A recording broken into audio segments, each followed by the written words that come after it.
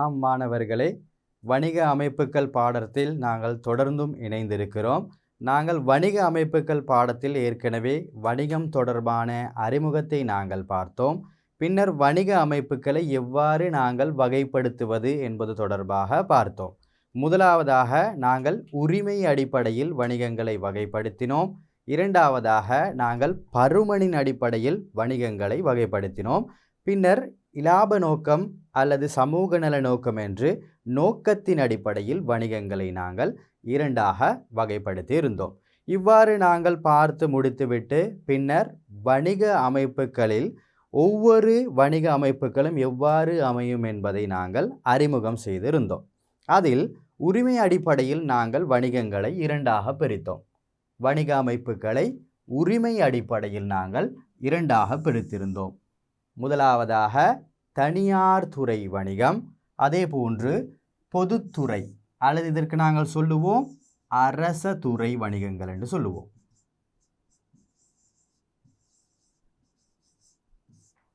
எனவே உரிமையின் அடிப்படையில் வணிகங்களை நாங்கள் இரண்டாக பிரித்திருந்தோம்.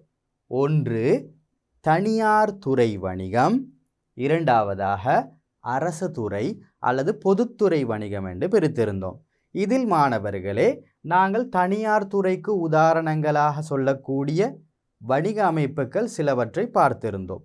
அதில் முதலாவதாக தனியார் உரிமை வணிகம், பின்னர் பங்குடைமை வணிகம், கூட்டிணைக்கப்பட்ட கம்பெனிகள் மற்றும் கூட்டுறவு சங்கங்களும் கழகங்களும் என்று பார்த்திருந்தோம். பின்னர் இந்த பொதுத்துறைக்கு நாங்கள் வந்தோமாக இருந்தால் அதில் முக்கியமாக இந்த அரச திணைக்களங்கள் மற்றும் அரச கூட்டுத்தாபனங்கள் மற்றும் அரச கம்பெனிகள் தொடர்பாக நாங்கள் பார்க்க வேண்டும் மாணவர்களை. இதில் நாங்கள் தனியுடைமை வணிகம் தொடர்பாக நாங்கள் பார்த்து முடித்து விட்டோம். தனி உரிமை வணிகம் தொடர்பாக பார்த்து முடித்து விட்டோம். அதில் தனி உரிமை வணிகத்தின் பண்புகள் என்ன என்று பார்த்தோம். பண்புகளை பார்த்து விட்டோம். பின்னர் இதன் அனுகூலங்களை நாங்கள் பார்த்தோம். பின்னர் பிரதிகூலங்களை பார்த்தோம்.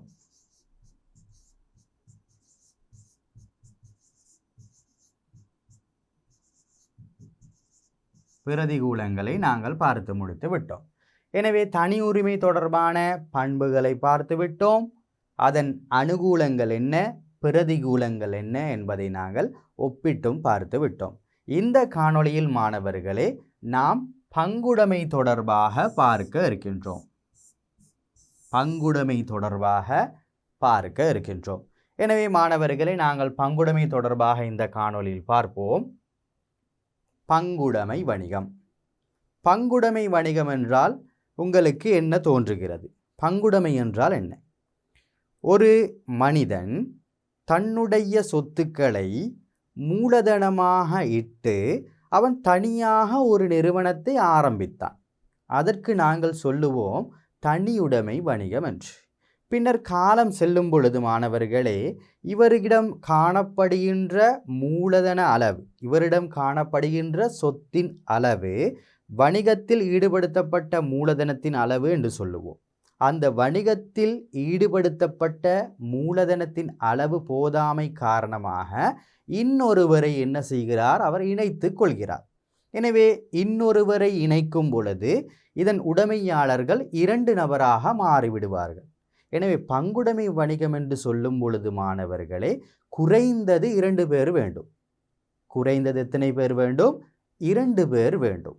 எனவே குறைந்தது 2 பேரை நாங்கள் வைத்துக்கொண்டு அவர்கள் மூலதனத்தை இட்டு ஆரம்பித்து கொண்டு நடாத்தக்கூடிய ஒரு வணிக அமைப்புக்கு நாங்கள் சொல்லுவோம் பங்குடைமை வணிகம்.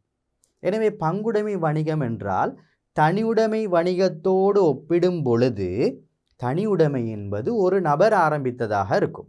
ஆனால் பங்குடைமை என்று சொல்லும் பொழுது மாணவர்களே 2 பேர் அல்லது 2க்கு மேற்பட்ட நபர்கள் என்று சொல்லுவோம். எனவே குறைந்தது 2 பேர் வேண்டும். நாங்கள் குறைந்தது 2 பேர் இருந்தால்தான் அவர்களுக்கு நாங்கள் பங்காளர்கள் என்று சொல்லுவோம், பார்ட்னர்ஸ் என்று சொல்லுவோம். இந்த பங்காளர்கள் இணைந்து ஒரு வணிகத்தை நடாத்தினால் அதற்கு நாங்கள் சொல்லுவோம் பங்குடைமை என்று. எனவே குறைந்தது 2 பேர் மாணவர்களே எங்களுக்கு இந்த பங்குடைமை வணிகத்தை ஆரம்பிப்பதற்கு எங்களுக்கு தேவை. எனவே குறைந்தது 2 பேர், நாங்கள் அதற்கு மேல் எத்தனை பேர் வேண்டாலும் இருக்கலாம். எனவே குறைந்தது 2 பேர் அந்த வணிகத்தில் மூலதனத்தை இட்டு அந்த வணிகத்தை கொண்டு செல்வார்களாயின் அந்த வணிகத்தை நாங்கள் சொல்லுவோம் பங்குடைமை வணிகம் என்று. எனவே உங்களுக்கு மேலோட்டமாக இந்த பங்குடைமை தொடர்பாக விளங்கி இருக்கும். பார்ப்போம் பங்குடைமை வணிகம் என்றால் என்ன. பாருங்கள், பங்குடைமை வணிகம் 1890 இந்த ஆண்டில் பங்குடைமை கட்டளை சட்டத்தின்படி, பாருங்கள் ஒரு சட்டம் உண்டு இங்கே தருகிறார்கள், பங்குடைமை கட்டளை சட்டம் 1890 ஆண்டு. எனவே இந்த பங்குடைமை கட்டளை சட்டம் என்ன சொல்கிறது, இந்த பங்குடைமையை எவ்வாறு உருவாக்க வேண்டும், அதன் ஒப்பந்தங்கள் எவ்வாறு அமைய வேண்டும் என்பதை சொல்கிறது. எனவே இந்த சட்டத்தின் கீழ்தான் ஒரு பங்குடைமையினை உருவாக்கின்றார்கள். எனவே ஒரு பங்குடைமையை உருவாக்க இந்த சட்டத்தின் கீழ்தான் நாங்கள் என்ன செய்ய வேண்டும் மாணவர்களே, உருவாக்கி கொள்ள வேண்டும். எனவே பாருங்கள், மீண்டும் 1890 ஆண்டு பங்குடைமை கட்டளை சட்டம். எனவே இந்த சட்டத்தை நீங்கள் நினைவில் வைத்துக் கொள்ள வேண்டும். பங்குடைமை கட்டளை சட்டம். அதன்படி இலாபம் உழைப்பதை நோக்கமாக கொண்டு தனியுடைமை வணிகமும் இலாபத்தை உழைக்கும். அதே போன்று பங்குடைமை வணிகமும் இலாபத்தை உழைப்பதை நோக்கமாக கொண்டது. நாங்கள் இலாபத்தை அடிப்படையாக கொண்டு நோக்கத்தை அடிப்படையாக கொண்டு வணிகங்களை இரண்டாக பிரித்தோம் மாணவர்களே. ஒன்று இலாபம் உழைக்கும் நோக்கம், இரண்டாவது சமூக நல நோக்கம் அல்லது இலாப நோக்கமற்ற வணிகம் என்று நாங்கள் சொல்லி இருந்தோம். எனவே இங்கே பாருங்கள், இலாபம் உழைப்பதை நோக்கமாக கொண்டது. எனவே பங்குடைமை வணிகத்தின் ஒரு பண்பு இலாபத்தை உழைப்பதை நோக்கமாக கொண்டு வணிகம் ஒன்றை நடாத்தும் நபர்களுக்கு இடையிலான உறவு. பாருங்கள், நபர்களுக்கு இடையிலான உறவு. எனவே நபர்களுக்கு இடையிலான உறவு என்று சொல்லும் பொழுது மாணவர்களே குறைந்தது 2 பேர் தேவை. எனவே பாருங்கள், ஒரு தனியுடைமையினை உருவாக்குவதற்கு ஒரு நபர் போதும். ஒரு தனியுடைமையினை உருவாக்க ஒரு நபர் போதும். ஆனால் ஒரு பங்குடைமையினை உருவாக்க குறைந்தது 2 பேர் தேவை. குறைந்தது 2 நபர்கள் தேவை. எனவே இந்த நபர்களுக்கு இடையிலான ஒரு உறவு பங்குடைமை எனப்படும். எனவே மீண்டும் ஒரு முறை சொல்லுவோம், 1890 ஆண்டு பங்குடைமை கட்டளை சட்டம். அந்த சட்டத்தின் கீழ்தான் இந்த பங்குடைமை வணிகம் உருவாக்கப்படுகிறது. அந்த சட்டத்தின் கீழ் இலாபத்தை உழைப்பதை நோக்கமாக கொண்டு இவர்கள் இந்த பங்குடைமை வணிகம் இலாப நோக்கம் கொண்டது. எனவே இலாபத்தை உழைப்பதை நோக்கமாக கொண்டு ஒரு வணிகம் ஒன்றை நடாத்துவதற்கு நபர்கள் ஒன்றிணைந்து காணப்படும் அந்த உறவுக்கு நாங்கள் சொல்லுவோம் பங்குடைமை வணிகம். அந்த உறவுக்கு நாங்கள் சொல்லுவோம் பங்குடைமை வணிகம். எனவே இந்த வரைவிலக்கணத்தை சொல்லும் பொழுது பாருங்கள், முதலாவது சட்டம் வருகிறது. பின்னர் அது என்ன வகையான நோக்கம், இலாபத்தை உழைக்கும் நோக்கத்தை அடிப்படையாக கொண்டது என்றது இங்கே காணப்படுகிறது. அதே போன்று நடாத்தும் நபர்களுக்கு இடையிலான தொடர்பு என்று வருகிறது. நபர்களுக்கு இடையிலான தொடர்பு என்று சொல்லும் பொழுது நாங்கள் இங்கே போடுவோம் குறைந்தது 2 பேர். குறைந்தது 2 நபர்கள் இங்கே தேவை. எனவே இவ்வாறு 2 நபர்கள் ஒன்றிணைந்து ஒரு வணிகத்தை நடாத்தி செல்வார்களாயின் அந்த வணிகத்துக்கு நாங்கள் சொல்லுவோம் பங்குடைமை வணிகம். பாருங்கள், நாங்கள் பங்காளர்கள் என்று சொல்லுவோம் அல்லவா, பங்கு. இந்த பங்குடைமை வணிகத்தில் காணப்படக்கூடிய உரிமையாளருக்கு பெயர் பங்காளர்கள். என்ன சொல்லுவோம்? பங்காளர்கள். பங்காளர்கள் என்று சொல்லுவோம் மாணவர்கள். இந்த வணிகத்தின் உரிமையாளர்களுக்கு என்ன பெயர்? பங்காளர்கள். பங்கு என்று சொல்லுவோம். இந்த பங்கு அல்லது பங்காளர்கள் இணைந்து ஒரு வணிகத்தை நடாத்துவார்களாகின் அந்த பங்குடைமையில் உள்ள உரிமையாளருக்கு நாங்கள் சொல்லுவோம் பங்காளர்கள் என்று சொல்லுவோம். என்ன சொல்லுவோம்? பங்காளர்கள் என்று சொல்லுவோம். எனவே மீண்டும் ஒரு முறை சொல்லுவோம் இந்த வரைவிலக்கணத்தை.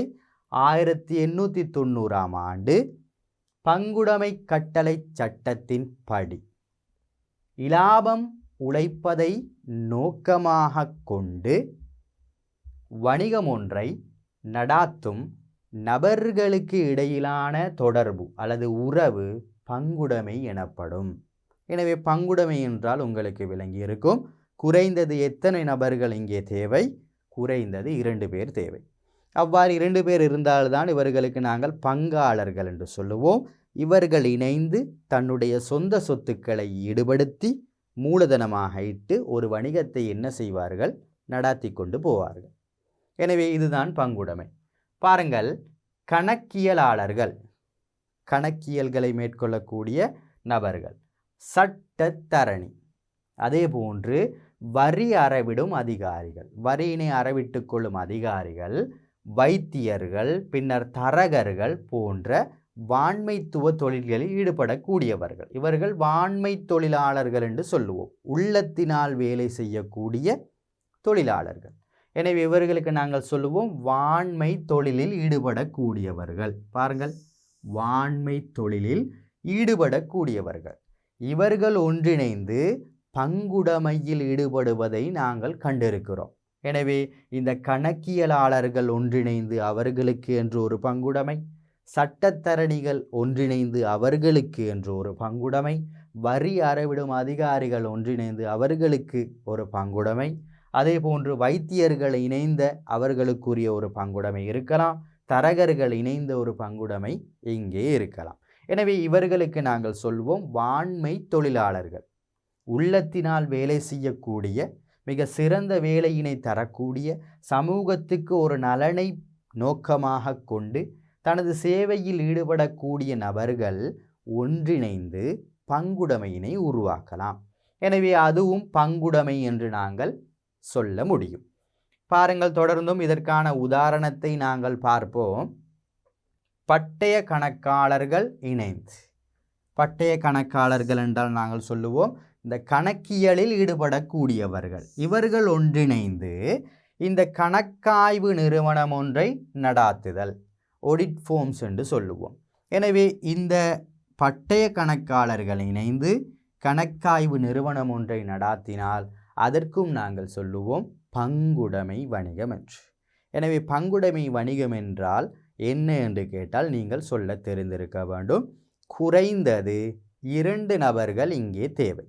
எனவே குறைந்தது 2 நபர்கள் ஒன்றிணைந்து இந்த சட்டத்தின் கீழ் 1890ஆம் ஆண்டு பங்குடைமை கட்டளை சட்டத்தின் கீழ் என்ன செய்வார்கள்? இவர்கள் இந்த பங்குடைமையினை உருவாக்குவார்கள். எனவே அதன் கீழ் இலாபம் உழைப்பதை நோக்கமாக கொண்டு வணிகம் ஒன்றை நடாத்துவதற்கு நபர்கள் ஒன்றிணைந்து மேற்கொள்ளக்கூடிய அந்த உறவுக்கு நாங்கள் சொல்லுவோம் பங்குடைமை வணிகம். எனவே பங்குடைமை வணிகம் என்றால் உங்களுக்கு விளங்கியிருக்கும் மாணவர்களே. நாங்கள் தொடர்ந்தும் அடுத்த விடயத்துக்கு செல்வோம். மாணவர்களே, நாங்கள் பங்குடைமை தொடர்பாக பார்த்துவிட்டோம்.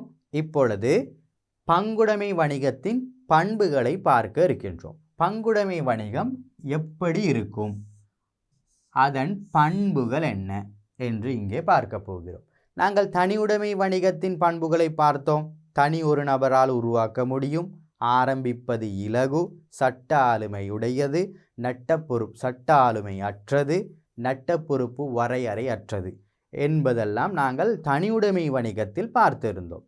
அதே போன்று ஒரு பங்குடைமை வணிகத்தை நாங்கள் எடுத்தோமாக இருந்தால் அந்த பங்குடைமை வணிகத்தின் பண்புகள் என்ன, அந்த பங்குடைமை வணிகம் எப்படி அமைந்திருக்கும், அதன் பண்புகள் எப்படி அமைந்திருக்கும் என்பதை தான் இங்கே பார்க்க போகிறோம். பாருங்கள், முதலாவது அங்கத்தவர்களின் எண்ணிக்கை. நாங்கள் தனியுடைமை வணிகத்தை எடுத்தோமாக இருந்தால் அந்த தனியுடைமை வணிகத்தில் ஒரே ஒரு அங்கத்தவர் தான் இருப்பார். அவருக்கு நாங்கள் சொல்லக்கூடிய பெயர் உரிமையாளர் அல்லது உடைமையாளர் என்று சொல்லுவோம். அங்கே ஒரு நபர் தான் இருப்பார். இந்த பங்குடைமை எடுத்தோமாக இருந்தால் மாணவர்களே குறைந்தது 2 பேர் தேவை. குறைந்தது 2 பேர் தேவை. இது பங்குடைமை கட்டளை சட்டம் சொல்லக்கூடிய ஒரு நியதி என்று கூட சொல்லலாம். எனவே 1890ஆம் ஆண்டு பங்குடைமை கட்டளை சட்டம் 2 நபர்களை வரையறுத்துள்ளது, குறைந்தபட்சம்.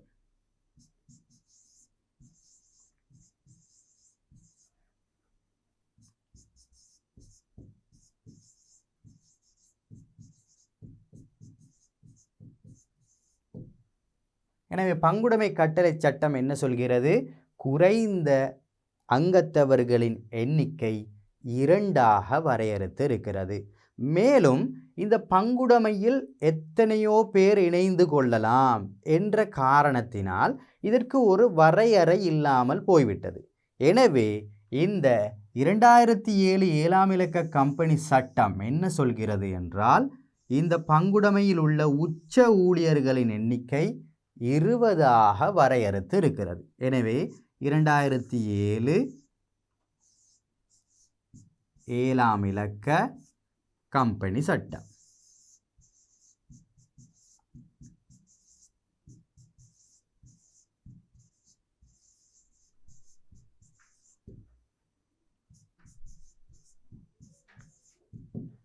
எனவே 2007 7ஆம் இலக்க கம்பெனி சட்டம் என்ன சொல்கிறது என்றால் மாணவர்களே, ஒரு பங்குடைமையில் காணப்படக்கூடிய உச்ச ஊழியர்களின் எண்ணிக்கை 20ஆக வரையறுத்து இருக்கிறது. எனவே குறைந்தபட்ச ஊழியர்களின் எண்ணிக்கை அல்லது குறைந்தபட்ச அங்கத்தவர்களின் எண்ணிக்கையினை வரையறுத்த சட்டம் எது? 1890ஆம் ஆண்டு பங்குடைமை கட்டளை சட்டம். அதே போன்று ஒரு பங்குடைமையில் காணப்படக்கூடிய அங்கத்தவர்களின் உச்சபட்ச எண்ணிக்கை, அதாவது உயர்ந்தபட்ச எண்ணிக்கை, கூடுதலாக இவ்வளவுதான் இருக்கலாம் என்று அங்கத்தவர்களை வரையறுத்த சட்டம் 2007 7ஆம் இலக்க கம்பெனி சட்டமாகும். அப்பொழுது நீங்கள் கேட்கலாம், கம்பெனி சட்டம் ஏன் பங்குடைமையில் தொடர்பு படுகிறது என்று. காரணம் என்னவென்றால் மாணவர்களே, இந்த பங்குடைமை வணிகம்தான் காலப்போக்கில் கம்பெனிகளாக மாறுகின்றது. இந்த பங்குடைமை வணிகம்தான் காலப்போக்கில் இந்த ஒரு கம்பெனி அமைப்பாக மாறுகின்றது. எனவே இந்த கம்பெனி அமைப்பாக மாற வேண்டுமாக இருந்தால் குறைந்தது 20 பேராவது தேவை என்று நாங்கள் நினைத்து கொள்வோம். எனவேதான் இந்த 2007ஆம் ஆண்டு 7ஆம் இலக்க கம்பெனி சட்டம் என்ன சொல்கிறது? நீங்கள் பங்குடைமையினை 20 நபர்களுக்குள் 20 நபர்களை மேக்சிமம் உயர்ந்த அளவாக வரையறுத்து கொள்ளுங்கள் என்று இந்த 2007 7ஆம் இலக்க கம்பெனி சட்டம் சொல்கிறது. எனவே விளங்கி இருக்கும். இங்கே அங்கத்தவர்களின் எண்ணிக்கை என்று சொல்லும் பொழுது இப்போ நீங்கள் என்ன செய்யலாம்? திட்டவட்டமாக சொல்லலாம். சொல்லுங்கள் பார்ப்போம். 2 தொடக்கம் 20 வரையிலான அங்கத்தவர்கள் என்று சொல்லுவோம்.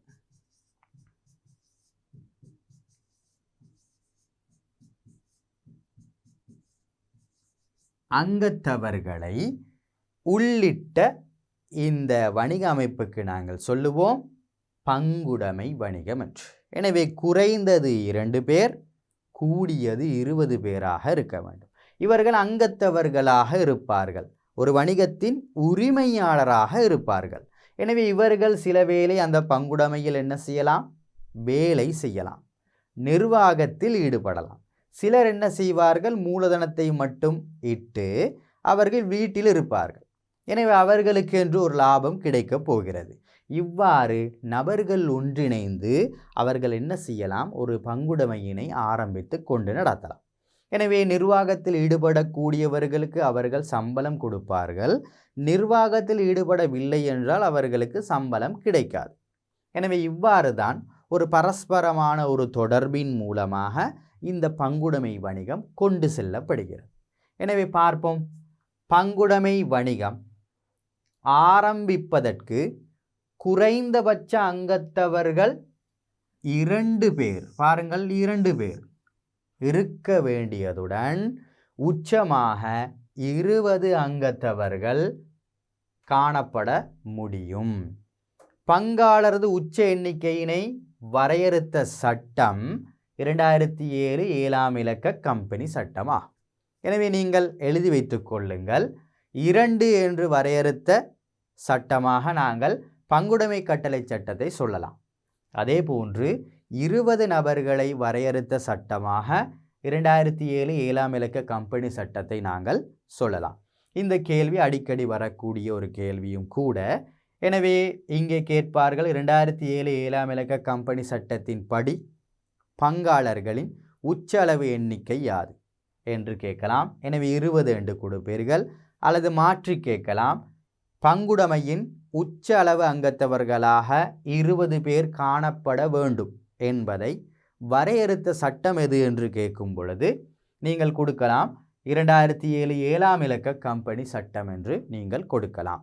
எனவே இதுதான் அங்கத்தவர்களின் எண்ணிக்கை. எனவே பங்குடைமையின் ஒரு பண்பு குறைந்தது 2 பேர், கூடியது 20 பேர் பங்காளர்களாக இருக்க வேண்டும். பிள்ளைகளா, உங்களுடைய மொழிநடையில் இதனை அழகாக எழுதலாம். இதில் இருக்கின்ற விடயங்களை அப்படியே நாங்கள் எழுத வேண்டிய அவசியம் கிடையாது மாணவர்களே. நாங்கள் படிக்கக்கூடியது வணிகக் கல்வி. எனவே இந்த வணிகக் கல்வியில் நாங்கள் என்ன விடயம் என்று உள்ளெடுக்க வேண்டும். பின்னர் அதனை நாங்கள் சரியான முறையில் எழுதினால் எங்களுக்கு புள்ளிகள் கிடைக்கும். எனவே இதன் எங்களுடைய மொழிநடையில் எப்படி எழுதுவது? ஒரு பங்குடைமையின் பண்புகள் என்று கேட்கும் பொழுது குறைந்தது 2 பேர், கூடியது 20 பேர் காணப்படக்கூடிய அல்லது அங்கத்தவர்களாக இருக்கக்கூடிய வணிக அமைப்புகள் பங்குடைமை எனப்படும் என்று இலகுவாக சொல்லலாம். அடுத்த விடயத்தை பார்ப்போம். நாங்கள் பாருங்கள், பங்குடைமை ஒப்பந்தம் மிக முக்கியமான ஒரு பண்பு. பங்குடைமை ஒப்பந்தம் ஒன்று காணப்படும். பங்குடைமையில் ஒரு பங்குடைமை ஒப்பந்தம் ஒன்று காணப்படும் என்று சொல்லுவது ஏனைய வணிக அமைப்புகளை பார்க்கிலும் அதனை விட ஒரு சிறந்த ஒரு பண்பாக இருக்கிறது. நாங்கள் பண்புகள் என்று பார்க்கும் பொழுது இந்த பங்குடைமையில் காணப்படக்கூடிய சிறப்பு பண்புகளை தான் நாங்கள் கூற வேண்டும். எனவே இங்கு பங்குடைமை ஒப்பந்தம் ஒன்று காணப்படும் என்பது ஒரு பண்பு.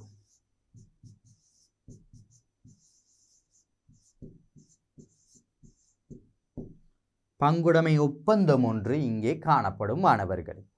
பங்குடைமை ஒப்பந்தம் என்றால் என்ன? எதற்காக இந்த பங்குடைமை ஒப்பந்தத்தை நாங்கள் செய்கிறோம்? பங்குடைமை ஒப்பந்தம் ஒன்று கட்டாயம் இங்கே தேவை மாணவர்களே. காரணம், நாங்கள் குறைந்தது 2 பேர் இந்த பங்குடைமையில் ஈடுபடுகிறோம், கூடியது 20 பேர் இந்த பங்குடைமையில் ஈடுபடுகிறோம். நாங்கள் தனியொரு நபராக இருந்து பங்குடைமையில் ஈடுபட்டால் எங்களுக்கு வரக்கூடிய பிரச்சனைகள் குறைவு. சுயமாக தீர்மானம் எடுக்கலாம், எங்களுக்கு நினைத்ததை நாங்கள் செய்யலாம். எனவே அங்கே சண்டை சச்சரவு என்று ஒன்றும் வராது மாணவர்களே. ஆனால் குறைந்தது 2 பேர் இருந்தால் அவர் ஒரு தீர்மானம் சொல்லுவார், நான் ஒரு தீர்மானம் சொல்லுவேன். அவர் ஒரு மூலதனத்தை இட்டிருப்பார், நான் ஒரு மூலதனத்தை இட்டிருப்பேன். லாபத்தை பிரிக்கின்ற பொழுது ஒரு பிரச்சினை வரும். எனவே இவ்வாறான பிரச்சினைகள் எழும் என்பதன் காரணமாக இந்த பங்குடைமை கட்டளை சட்டம் என்ன சொல்கிறது? நீங்கள் ஒரு ஒப்பந்தம் ஒன்றை உருவாக்கி கொள்ளுங்கள். உங்களிடம் ஒரு ஒப்பந்தம் ஒன்று காணப்பட்டால் பின்வரக்கூடிய காலங்களில் உங்களுக்கு பிரச்சினை வராது என்பதை கூறியிருக்கிறது. எனவே மாணவர்களே, பங்குடைமை ஒப்பந்தம் ஒன்று இருந்தால்தான் நாங்கள் சுமூகமாக அந்த வணிக அமைப்பினை கொண்டு செல்ல முடியும். எனவே எவ்வாறு இந்த பங்குடைமை ஒப்பந்தத்தினை இடுவது? பங்குடைமை ஒப்பந்தம் என்றால் எப்படி இருக்கும் என்பதை பார்ப்போம். பாருங்கள், பங்குடைமை வணிகம் உருவாகுவது பங்காளருக்கிடையில் ஏற்பட்ட இணக்கத்தின் அடிப்படையில் ஆகும். நான் ஒரு நபருடன் பிணக்கினை ஏற்படுத்தி இருக்கிறேன். அவரிடம் நான் கோவித்து கொண்டு இருக்கிறேன். எனவே கோவித்து கொண்டு இருக்கும் ஒருவரிடம் நாங்கள் சென்று அவர்களை இணைத்து கொண்டு பங்குடைமையினை செய்வோமா? மாட்டோம். எனவே எங்களுக்கிடையில் முதலாவது ஒரு பரஸ்பர தொடர்பு, ஒரு இணக்கப்பாடு ஒன்று காணப்பட வேண்டும். அவ்வாறு இருந்தால்தான் நாங்கள் இருவரும் இணைந்து அந்த பங்குடைமையினை நடாத்தி கொண்டு போகலாம். எனவே ஒரு இணக்கப்பாட்டின் அடிப்படையில் தான் இந்த பங்குடைமை வணிகம் உருவாக்கப்படுகிறது. அவ்விணக்கப்பாடானது பங்குடைமை ஒப்பந்தம் என்று அழைக்கப்படும். இவ்வாறு நாங்கள் ஏதேனும் ஒரு அடிப்படையில் இணங்கிக் கொள்வது பங்குடைமை ஒப்பந்தம் என்று சொல்லுவோம். நாங்கள் ஏதேனும் ஒரு அடிப்படையில் எங்களுடைய நடத்தையின் பிரகாரம் அல்லது நாங்கள் பேசிக்கொள்ளலாம். நாங்கள் இருவரும் இந்த பங்குடைமையை நாங்கள் நடாத்தி கொண்டு போவோம். இந்த பங்குடைமையில் வரக்கூடிய லாபத்தினை நாங்கள் இவ்வாறு பிரித்து கொள்வோம். நான் நிர்வாகத்தில் ஈடுபடுகிறேன், எனவே நான் கொஞ்சம் சம்பளத்தை பெற்றுக்கொள்கிறேன் என்று நாங்கள் பேசிக்கொள்ள முடியும். அந்த பங்காளர்களுடன் இருவர் இருக்கலாம் அல்லது இருவருக்கு மேற்பட்ட நபர்கள் இருக்கலாம். அந்த பங்காளர்களுடன் நாங்கள் பேசிக்கொள்ள முடியும். எனவே பேசிக்கொள்வதன் மூலம் ஒரு ஒப்பந்தம் ஒன்றை உருவாக்கலாம். எனவே பேசிக்கொள்வதன் மூலம் ஒரு ஒப்பந்தத்தை உருவாக்கினால் காலம் செல்லும் பொழுது மறந்து விடுவார்கள். எனவே மறக்கடிக்கப்படும். எனவே இதன் காரணமாக அந்த இணக்கப்பாட்டினை நாங்கள் எழுத்துருவில் எழுதி வைத்து கொள்ளலாம். எனவே பாருங்கள், ஒப்பந்தம் ஒன்றை எவ்வாறு நாங்கள் மேற்கொள்ளலாம், என்னென்ன அடிப்படையில் ஒப்பந்தங்களை மேற்கொள்ளலாம் என்பதற்கு இது உதாரணம். ஒன்று, நாங்கள் பேசிக்கொள்வது. வாய்மொழி மூலம் நாங்கள் என்ன செய்யலாம்? பேசிக்கொண்டு அந்த ஒப்பந்தத்தை உருவாக்கலாம். அல்லது அந்த பேசிக்கொண்ட விடயம் மறக்கும் என்பதன் காரணமாக எழுத்து வடிவில் நாங்கள் அந்த ஒப்பந்தத்தை உருவாக்கி கொள்ளலாம். அல்லது நடத்தையின் மூலமாக நாங்கள் வெளிப்படுத்துவதன் மூலம் இந்த பங்குடைமை ஒப்பந்தத்தினை நாங்கள் என்ன செய்து கொள்ளலாம்? ஏற்படுத்தி கொள்ளலாம். நான் நிர்வாகத்தில் ஈடுபடுகிறேன் என்றால் எனக்கு ஒரு சம்பளம் கிடைக்க வேண்டும். எனவே என்னுடைய நடத்தை, நான் பங்குடைமையுடனே இருக்கிறேன், எனவே எனக்கு ஒரு சம்பளம் கிடைக்க வேண்டும், லாபத்தில் ஒரு பகுதி எனக்கு கிடைக்க வேண்டும் என்பதை நான் நடத்தை மூலமாகவும் காட்டலாம். எனவே பங்குடைமை ஒப்பந்தத்தினை பிரதானமாக 3 முறைகளில் நாங்கள் என்ன செய்யலாம்? ஏற்படுத்தி கொள்ளலாம். எனவே ஒரு பங்குடைமை இந்த 3இல் ஒரு முறையினை தெரிவு செய்து கொள்ள வேண்டும். ஒரு பங்குடைமை இந்த 3இல் ஒரு முறையினை நாங்கள் தெரிவு செய்து கொள்ள வேண்டும். ஒன்று, வாய் மூலமாக அல்லது நாங்கள் சொல்லுவோம் வாய்மொழி மூலமாக ஒரு ஒப்பந்தத்தை ஏற்படுத்தி கொள்ளலாம். இரண்டாவதாக, எழுத்து மூலமாக நாங்கள் ஒரு ஒப்பந்தத்தை ஏற்படுத்தி கொள்ளலாம். மூன்றாவதாக, நடத்தையின் மூலமாக நாங்கள் பங்குடைமை ஒப்பந்தம் ஒன்றை உருவாக்கி கொள்ளலாம். சொல்லுங்கள் பார்ப்போம் மாணவர்களே, இந்த 3இல் எது சிறந்தது? வாய்மொழி மூலமா, எழுத்து மூலமா, நடத்தை மூலமா? சொல்லுங்கள் பார்ப்போம், எந்த முறை சிறந்தது? எதிர்காலத்தில் எது மறக்கடிக்காமல் இருக்கும்? எதிர்காலத்தில் எது உறுதியாக இருக்கும்? சொல்லுங்கள் பார்ப்போம். ஆம் மாணவர்களே, எழுத்து மூலமான ஒப்பந்தம் யாராலும் மாற்ற முடியாது. எனவே பங்காளர்கள் அனைவரும் இணங்கி ஒரு ஒப்பந்தம் ஒன்றை எழுத்து மூலம் கொடுக்கலாம். அந்த எழுத்து மூலம் காணப்படக்கூடிய ஒப்பந்தத்தின் பிரகாரம் ஒரு வணிகத்தை நடாத்தி கொண்டு போகலாம். எனவே அனைவரும் இணங்கி இருப்பதன் காரணமாக நாங்கள் தனித்திருந்து செயற்பட முடியாது. எனவே இந்த ஒப்பந்தம் எழுத்து மூலமாக இருப்பதுதான் மிகச் சிறந்தது, ஒரு உறுதியானது. எனவே அதற்கு நாங்கள் பெயர் வைத்திருக்கிறோம் பங்குடைமை உறுதி என்று. பாருங்கள், பங்குடைமை உறுதி. எழுத்து மூலமாக நாங்கள் ஒரு ஒப்பந்தத்தை ஏற்படுத்தி இருந்தால் அதற்கு நாங்கள் ஒரு விசேடமான பெயரொன்றை கொடுக்கிறோம், பங்குடைமை உறுதி. காரணம் என்ன?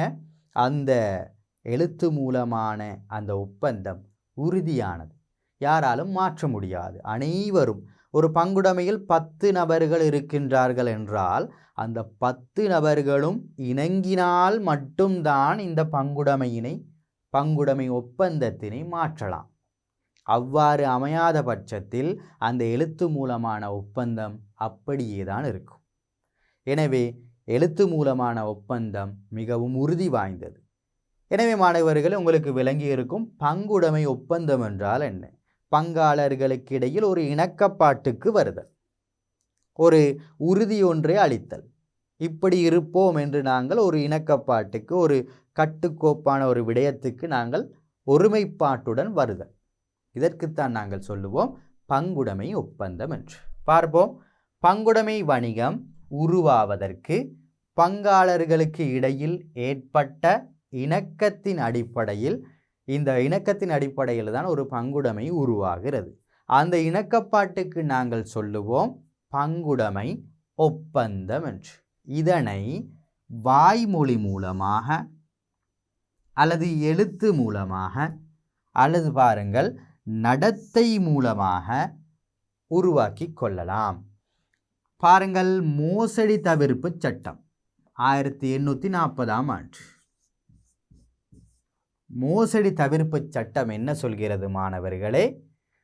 பங்குடைமை வணிகத்தின் ஆரம்ப மூலதனம், தொடக்க மூலதனம் 1000 ரூபாவுக்கு மேலே இருந்தால் கட்டாயமாக நீங்கள் எழுத்து மூலமான ஒப்பந்தத்தை மேற்கொள்ளுங்கள் என்று இந்த மோசடி தவிர்ப்பு சட்டம் சொல்கிறது. பாருங்கள், நியாயமான ஒரு முடிவு. இந்த மோசடி தவிர்ப்பு சட்டம் என்ன சொல்கிறது?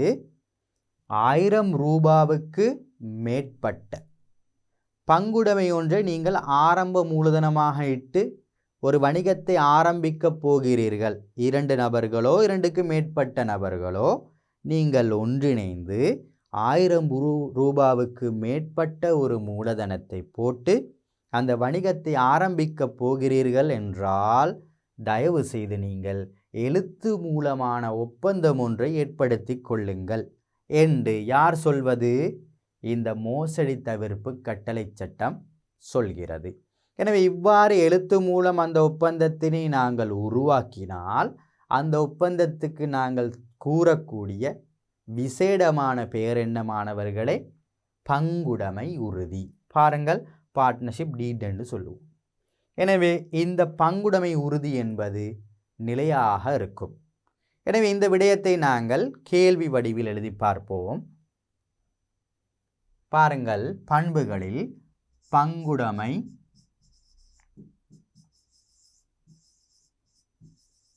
ஒப்பந்தம்.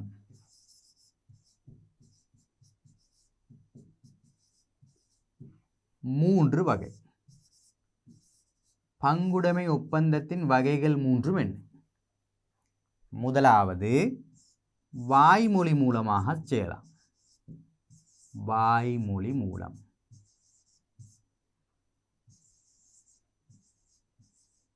இரண்டாவதாக, எழுத்து மூலம் மேற்கொள்ளலாம். எழுத்து.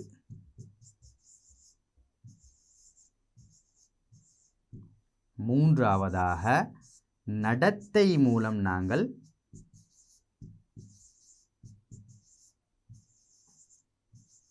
பங்குடைமை ஒப்பந்தத்தினை உருவாக்கி கொள்ளலாம். எழுத்து மூலம் நாங்கள் உருவாக்கி கொண்டால் அதற்கு நாங்கள் வைத்திருக்கக்கூடிய விசேட பெயர் பங்குடைமை உறுதி என்று சொல்லுவோம். பங்குடைமை உறுதி. எழுத்து மூலமாக இருந்தால் பங்குடைமை உறுதி. சொல்லுங்கள் பார்ப்போம். 1000 ரூபாவினை விட கூடுதலான ஒரு மூலதனம், கூடுதலான அல்லது தொடக்க மூலதனம்,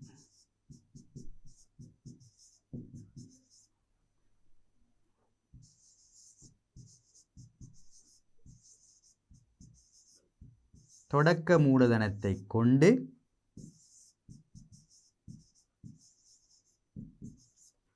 ஆரம்பிக்கும் வணிகம் என்று சொல்லலாம், அல்லது பங்குடைமை என்று சொல்லலாம். ஆரம்பிக்கும்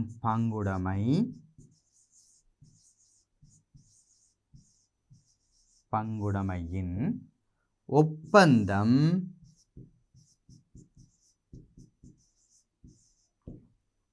எழுத்து மூலமாக அமைய வேண்டும்.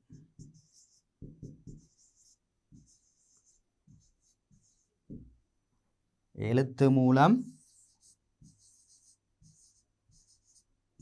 அமைய வேண்டும் என்று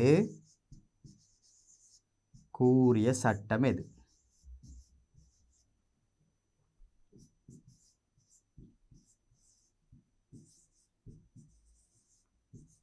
சொல்லுங்கள் பார்ப்போம். எழுத்து மூலமாக இந்த ஒப்பந்தத்தினை மேற்கொள்ள வேண்டும்.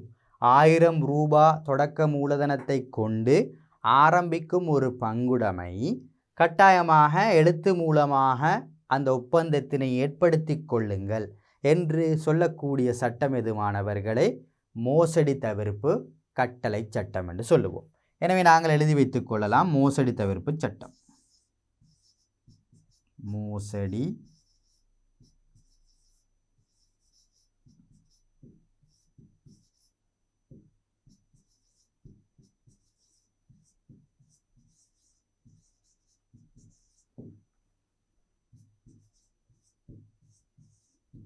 மோசடி தவிர்ப்பு கட்டளை சட்டம் என்று சொல்லுவோம்.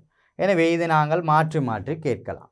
மோசடி தவிர்ப்பு கட்டளை சட்டம் பங்குடைமை தொடர்பாக விவரித்துள்ள கூற்றினை தருக என்று கேட்டால் நாங்கள் சொல்லலாம் 1000 ரூபாவினை தொடக்க மூலதனமாக கொண்டு ஆரம்பிக்கக்கூடிய ஒரு பங்குடைமை வணிகம் எழுத்து மூலமான ஒப்பந்தத்தினை மேற்கொள்ள வேண்டும் என்று இந்த பங்குடைமையின் மோசடி தவிர்ப்பு கட்டளை சட்டம் சொல்கிறது என்று நாங்கள் சொல்லலாம். பின்னர் கேட்கலாம் பங்குடைமையின் ஒப்பந்தத்தின் 3 வகைகளை தருக என்று கேட்கலாம். ஒன்று வாய்மொழி மூலம், எழுத்து மூலம், நடத்தை மூலம். பங்குடைமை உறுதி என்றால் என்ன என்று கேட்கலாம். பங்குடைமை உறுதி என்பது பங்காளர்களுக்கு இடையிலான இணக்கப்பாடானது எழுத்துருவில் காணப்படுமாயின் அதற்கு நாங்கள் சொல்லுவோம் பங்குடைமை உறுதி என்று. எனவே மாணவர்களை நாங்கள் விடயத்தை தெரிந்திருந்தால் அதனை நாங்கள் அழகான முறையில் பரீட்சையில் அழகான முறையில் எழுதலாம். எனவே விளங்கி கொண்டால் மாத்திரம்தான் எழுத முடியும். மனனம் செய்து கொண்டு நாங்கள் போனோமாக இருந்தால் எங்களுக்கு உடனடியாக அதன் விடை எங்களுக்கு வராது. எனவே மனதில் எடுத்து நாங்கள் கற்றுக்கொள்வோம். அப்பொழுதுதான் எங்களுக்கு நன்றாக விளங்கும் மாணவர்களே. ஒரு விடயத்தை கற்கின்ற பொழுது அதில் எப்படியெல்லாம் கேள்விகள் வர முடியும் என்பதை நீங்கள் ஒரு புத்தகத்தில் அப்பியாச புத்தகம் ஒன்றை எடுத்துக்கொண்டு அதில் நீங்கள் எழுதி பார்க்க வேண்டும். எனவே உங்களுக்கு பல கேள்விகள் வரும். அதன் பொழுது என்ன செய்து கொள்ளலாம், அதற்கான விடையினையும் எழுதி பழகுவதன் மூலம் நீங்கள் மேலும் ஒரு அறிவினை பெற்றுக்கொள்ள முடியும். எனவே தொடர்ந்தும் போவோம். பாருங்கள், நாங்கள் அங்கத்தவர்களின் எண்ணிக்கையை பார்த்தோம். பங்குடைமை ஒப்பந்தம் ஒன்று காணப்படுதல் என்பதை பார்த்தோம். பாருங்கள், அடுத்த விடயம் பங்காளர்களின் வரையறுக்கப்படாத நட்ட பொறுப்பு. இதை நாங்கள் ஏற்கனவே தனியுடைமை வணிகத்திலும் பார்த்திருக்கிறோம். தனியுடைமை வணிகத்தின் நட்ட பொறுப்பு வரையறுக்கப்படாதது. நட்ட பொறுப்பு வரையறுக்கப்படாதது என்றால் என்ன மாணவர்களே? பங்குடைமையில் பங்காளர்கள் ஈடுபடுத்திய மூலதனத்தை காட்டிலும் ஒரு பங்குடைமை நட்டமடைந்து விட்டால் அல்லது ஒரு பொறுப்பொன்றை ஒரு கடன் ஒன்றை தீர்க்க வேண்டுமாக இருந்தால் அந்த பங்குடைமையில் காணப்படுகின்ற அங்கத்தவர்கள் தன்னுடைய சொந்த சொத்துக்களையும் இழக்க வேண்டி ஏற்படும். எனவே சொந்த சொத்துக்களை அடகு வைத்து அல்லது அவர்கள் சொந்த சொத்தினை விற்று அதன் மூலம் பெறக்கூடிய பணத்தினையும் இந்த பங்குடைமையில் ஈடுபடுத்த வேண்டி ஏற்படும். உதாரணமாக நாங்கள் பார்ப்போம். இப்படி 2 நபர்கள் இருக்கின்றார்கள். ஏ பி என்று இருவர். ஒருவர் 1,00,000 ரூபாவினை மூலதனமாக எடுக்கிறார். பி என்ற நபர் 50,000 ரூபாவினை மூலதனமாக இடுகிறார். இவர்கள் இருவரும் பங்குடைமையினை நடாத்தி கொண்டு செல்லும் பொழுது 1 வருடம் முடிந்துவிட்டது. 1 வருடத்தின் பின்னர் அவருக்கு ஏற்பட்ட நட்டம் 1,50,000 ரூபாவினை கூடுதலானது. இந்த 1,50,000 விட கூடுதலான ஒரு தொகை வந்துவிட்டது. உதாரணமாக நட்டம் 3 லட்சம் என்று எடுத்துக்கொள்ளுவோம். நட்டத்தொகை 1,50,000 விட கூடிய தொகையாக எங்களுக்கு வந்திருக்கிறது. நட்டம் 3 லட்சம் ரூபாய். இப்பொழுது பாருங்கள், பங்குடைமையினை ஆரம்பிக்கும் பொழுது அவர்கள் ஈடுபடுத்திய மூலதனம் 1,50,000. எனவே இவர்கள் இருவரும் பங்குடைமையை 1 வருடத்துக்கு நடாத்தி சென்று ஏற்பட்ட நட்டம் 3 லட்சம் ரூபாய். எனவே தன்னுடைய மூலதனத்தை விட அதிகமான ஒரு தொகை இங்கே வந்திருக்கிறது. இவர்களுடைய மூலதனத்தை கூட்டினால் கூட வருவது 1,50,000 ரூபாய் மட்டும்தான். அவர்களுடைய மூலதனத்தை கூட்டினால் கூட வரக்கூடிய மொத்த தொகை 1,50,000 ரூபாய் மட்டுமே. ஆனால் நட்டம் ஏற்பட்டிருக்கிறது 3 லட்சம். எனவே மேலதிகமான இந்த 1,50,000 பாருங்கள், 3 லட்சம் நட்டம், அவர்கள் அந்த வணிகத்துக்கு ஈடுபடுத்திய 1,50,000 1,50,000 என்று சொல்லலாம், அல்லது 1,50,000 ரூபாவினை கழித்தால் கூட, பாருங்கள் கழித்து பார்ப்போம். 1,50,000 ரூபாவினை கழித்தால் வரக்கூடியது 1,50,000 ரூபாய். இதனை யார் வழங்குவது? கடன் ஒன்றை தீர்க்க வேண்டும், அந்த நட்டத்தை நாங்கள் ஈடு செய்ய வேண்டும். எனவே மேலதிகமாக வரக்கூடிய 1,50,000 தொகையினை யார் கொடுக்க வேண்டும் என்று பார்த்தோமாக இருந்தால், அந்த 1,50,000 ரூபாவினை இவர்கள் தானிட்ட மூலதனத்தின் பிரகாரம், விகிதாசாரத்தின் பிரகாரம் பிரித்து கொண்டு தனது சொந்த சொத்துக்களை வணிகத்துக்கு கொண்டு வர வேண்டும். எனவே ஏ என்ற நபர் 1,00,000 ரூபாவினை வீட்டிலிருந்து கொண்டு வர வேண்டும் சொந்த சொத்தினை. பி என்ற நபர் 50,000 ரூபாவினை வீட்டிலிருந்து மீண்டும் கொண்டு வர வேண்டும். எனவே அவர்கள் முதலாவதாக ஈடுபடுத்திய மூலதனத்தை விட கூடுதலான ஒரு தொகையினை அவர்கள் சொந்த சொத்திலிருந்து கொண்டு வர வேண்டும். எனவே இந்த பங்குடைமை வணிகம் என்பது மாணவர்களே, நட்டம் ஏற்பட்டால் அல்லது மேலதிக கடன்களை கொடுத்து தீர்க்க வேண்டுமாக இருந்தால் தனது சொந்த சொத்துக்களை கூட இழக்க வேண்டி ஏற்படும். இவ்வாறு சொந்த சொத்துக்களை இழக்க வேண்டும் என்ற நிலை வந்துவிட்டால் அதற்கு நாங்கள் சொல்லுவோம் நட்ட பொறுப்பு வரையறுக்கப்படாதது. பாருங்கள், வரையறுக்கப்படாதது. நட்ட பொறுப்பு வரையறுக்கப்படாதது. பார்ப்போம், பங்குடைமை வணிகத்தின் கடன் தீர்த்தல் அல்லது நாங்கள் சொல்லுவோம் நட்டம் ஏற்படுதல்.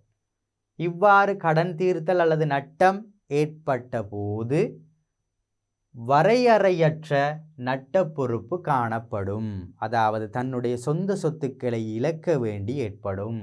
வணிகத்தின் கடனை அடைப்பதற்கு அதனது சொத்துக்கள் போதாவிடி, பாருங்கள், ஒரு 3,00,000 கடன், வணிகத்தில் காணப்படக்கூடிய சொத்து இவர்களிட்ட மூலதனம். எனவே இந்த 1,50,000 அல்லது 1,50,000 ரூபாய் போதாது. எனவே மேலும் 1,50,000 ரூபாய் எங்களுக்கு தேவை.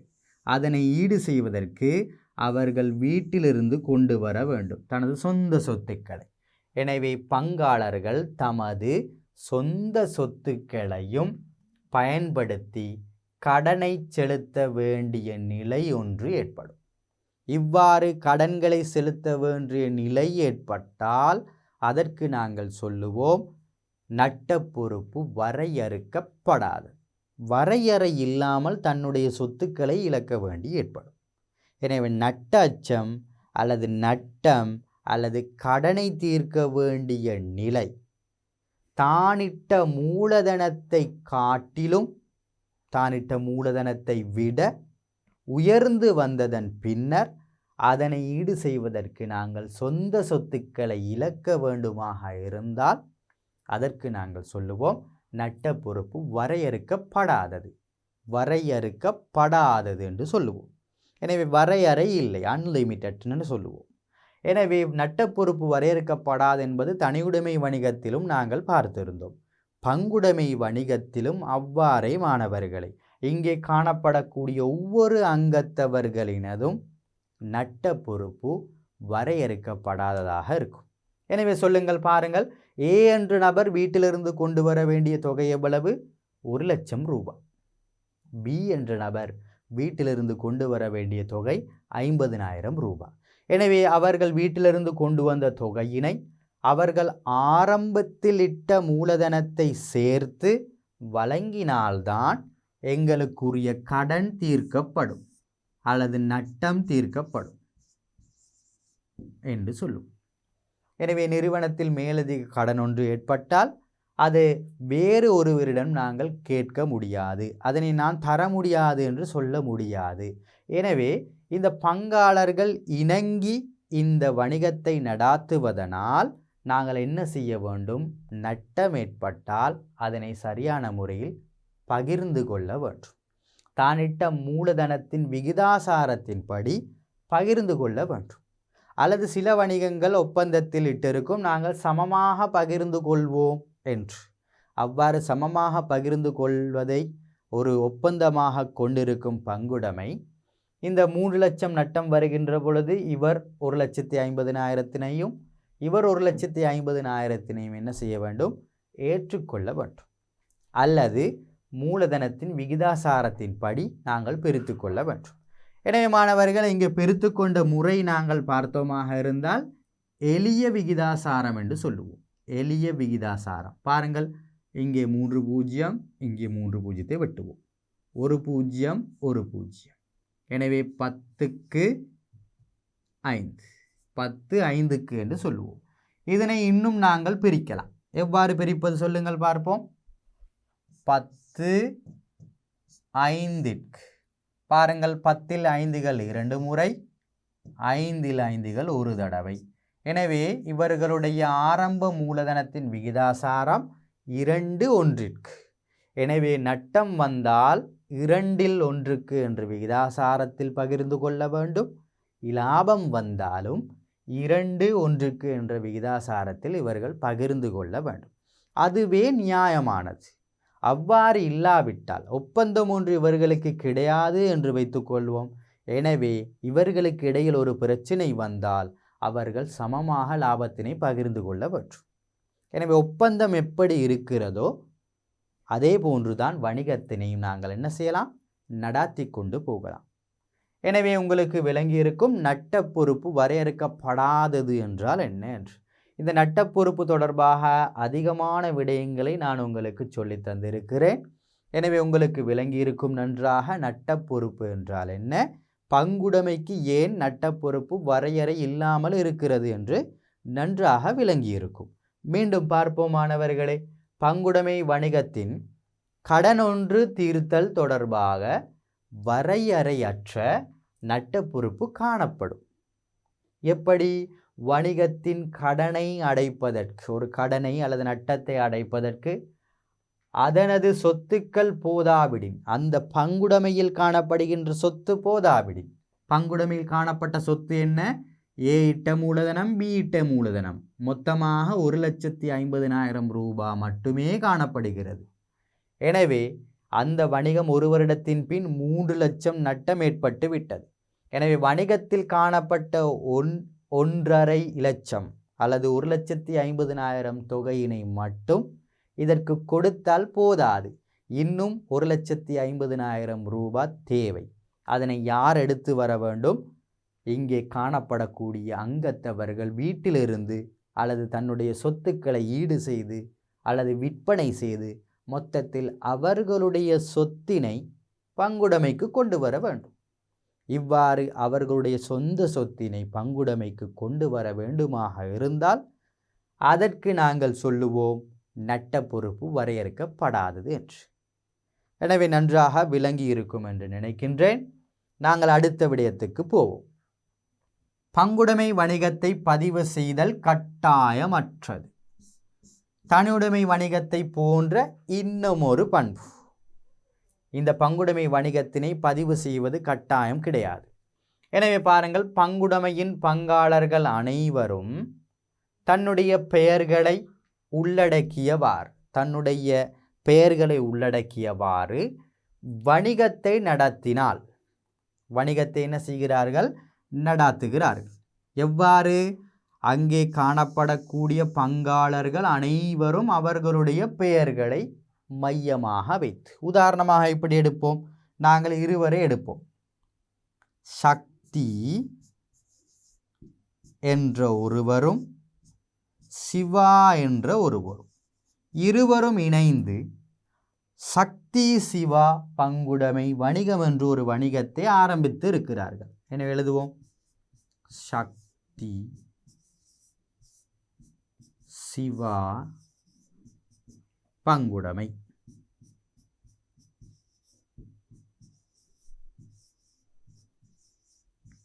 இவ்வாறு ஒரு வணிகத்தை அங்கத்தவர்களது முழு பெயரை வைத்துக்கொண்டு ஆரம்பிப்பார்களாக இருந்தால் அந்த வணிகத்தினை நாங்கள் பதிவு செய்ய வேண்டிய அவசியம் கிடையாது.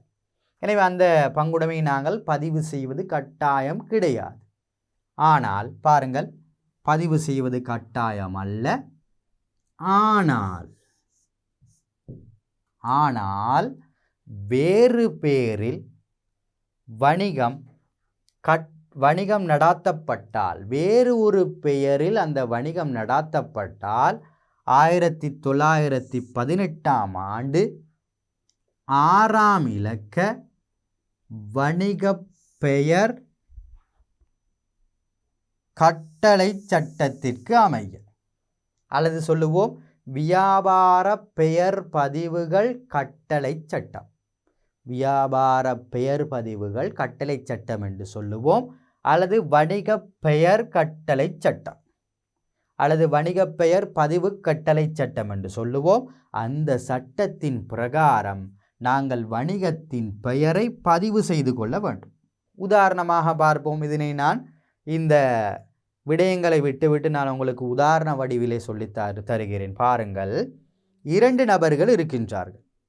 சக்தி சிவா என்ற 2 அங்கத்தவர்களும் இந்த பங்குடைமையினை ஒன்றிணைந்து சக்தி சிவா பங்குடைமை என்று தன்னுடைய பெயரை தன்னுடைய போர்டுக்கு அவர்கள் வழங்கி இந்த பங்குடைமையை நடாத்தி கொண்டு போகின்றார்கள் என்றால் அந்த பங்குடைமையினை பதிவு செய்வது கட்டாயம் கிடையாது. பாருங்கள், கட்டாயம் கிடையாது.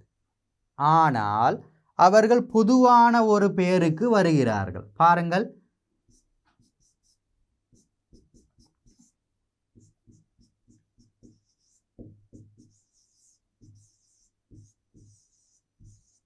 அவர்கள் பொதுவான ஒரு பெயருக்கு வருகின்றார்கள்.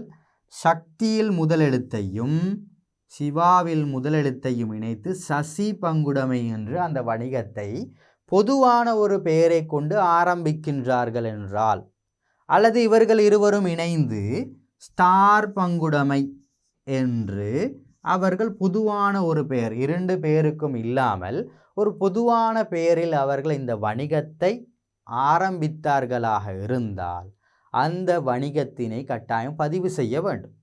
ஏன் காரணம் என்று சொல்லுங்கள் பார்ப்போம். சாதாரணமாக சக்தி சிவா பங்குடைமை வணிகம் என்று சொல்லும் பொழுது இந்த பங்குடைமையானது சக்தியுடைய மற்றும் சிவாவுடைய வணிகங்கள் ஆகும் என்று விளங்கும்.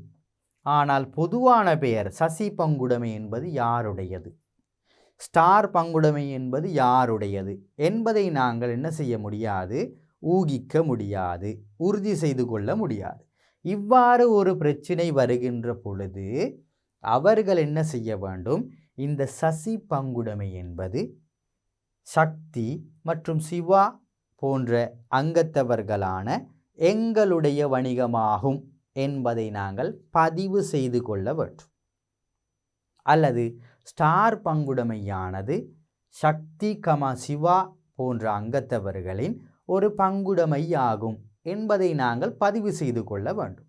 எவ்வாறு நாங்கள் பதிவு செய்வது என்றால், பாருங்கள், அந்த சக்தி சிவா பங்குடைமை எங்கே காணப்படுகின்றதோ, எந்த ஊரில் காணப்படுகின்றதோ அந்த ஊருக்குரிய மாகாண சபையில், பாருங்கள், மாகாண சபை, அந்த மாகாண சபையில் ஒருவர் இருப்பார், வணிக பெயர் பதிவாளர் என்று சொல்லுவோம். எனவே வணிக பெயர் பதிவாளரிடம் அந்த வணிக பெயர் தொடர்பான சட்டத்தின் கீழ், என்ன சட்டம், 1918ஆம் ஆண்டு 6ஆம் இலக்க இந்த வியாபார பெயர் பதிவுகள் கட்டளை சட்டம், அந்த சட்டத்தின் கீழ் மாகாண சபையில் பணிபுரியக்கூடிய யார் அந்த நபர், வியாபார பெயர் பதிவாளர் அல்லது வணிக பெயர் பதிவாளரிடம் தன்னுடைய விடயங்களை அவருக்கு வழங்கி, இந்த ஊரில் நான் சசி என்ற பங்குடைமையினை ஆரம்பித்திருக்கிறேன், என்னுடைய கிராம சேவகர் பிரிவு இது, எனவே என்னுடைய வணிகத்தினை எங்கள் இருவருடைய பெயரிலும் பதிவு செய்து தாருங்கள் என்பதை நாங்கள் விண்ணப்ப படிவத்தின் மூலம் வழங்குவதனால் அந்த பங்குடைமையினை நாங்கள் என்ன செய்து கொள்ளலாம், பதிவு செய்து கொள்ளலாம். எனவே அவ்வாறு பதிவு செய்தால் என்ன நடக்கும், இந்த சசி பங்குடைமை சக்தி சிவா போன்ற நபர்களின் பங்குடைமை ஆகும் என்பதை உறுதி செய்து கொள்ளலாம். இன்னொருவர் இந்த சசி பங்குடைமை என்று வணிகத்தை நாங்கள் என்ன செய்ய முடியாது, இன்னும் ஒருவர் பதிவு செய்ய முடியாது. எனவே வேறொரு நபர் இது என்னுடைய வணிகம் என்று சொல்ல மாட்டார்கள். எனவே இந்த காரணத்தினால் இந்த சசி என்ற பொது பெயர் அல்லது அவர்களை பெயரை தாண்டி ஒரு பெயரொன்று இருந்தால் அந்த வணிகத்தினை பதிவு செய்வது சிறந்தது. எனவே பதிவு செய்தால் எங்களுக்கு ஒரு உறுதி கிடைக்கும், இந்த பங்குடைமையானது குறித்த நபர்களுடைய வணிகங்களாகும் என்று. எனவே இந்த பங்குடைமை வணிகத்தினை பதிவு செய்வது கட்டாயம் கிடையாது. எப்பொழுது கட்டாயம் கிடையாது? தன்னுடைய சொந்த பெயரில் ஆரம்பித்தால். ஆனால் பொது பெயரில் ஆரம்பித்தால் நீங்கள் பதிவு செய்வது சிறந்தது. அது யாருக்கு நன்மை கிடைக்கும்? உரிய பங்காளர்களுக்கு நன்மை கிடைக்கும். எனவே சொல்லுங்கள் பார்ப்போம், என்ன சட்டத்தின் கீழ் பதிய வேண்டும்? 1918ஆம் ஆண்டு 6ஆம் இலக்க வியாபார பெயர் பதிவுகள் கட்டளை சட்டம் அல்லது வணிக பெயர் சட்டத்தின் கீழ் பதிவு செய்து கொள்ள வேண்டும். அதற்கு நாங்கள் சட்டம் என்று சொல்லுவோம். பின்னர் எங்கே நாங்கள் பதிவு செய்வோம்? உரிய மாகாண சபையின் கீழ் நாங்கள் பதிவு செய்து கொள்ள வேண்டும். யாரிடம் நாங்கள் பதிவு செய்ய வேண்டும்? உரிய மாகாண சபையில் கீழ் பணிபுரியும் வணிக பெயர் பதிவாளரிடம். அவர் மாகாண சபையில் இருப்பார். அவர் என்ன செய்வார்? உரிய வணிகத்தினை பதிவு செய்வதற்கான சகல விடயங்களையும் எங்களுக்கு செய்து தருவார். அவருக்கு நாங்கள் சொல்லுவோம் வணிக பெயர் பதிவாளர். இந்த விண்ணப்ப படிவத்தை எங்கே எடுத்துக்கொள்வது?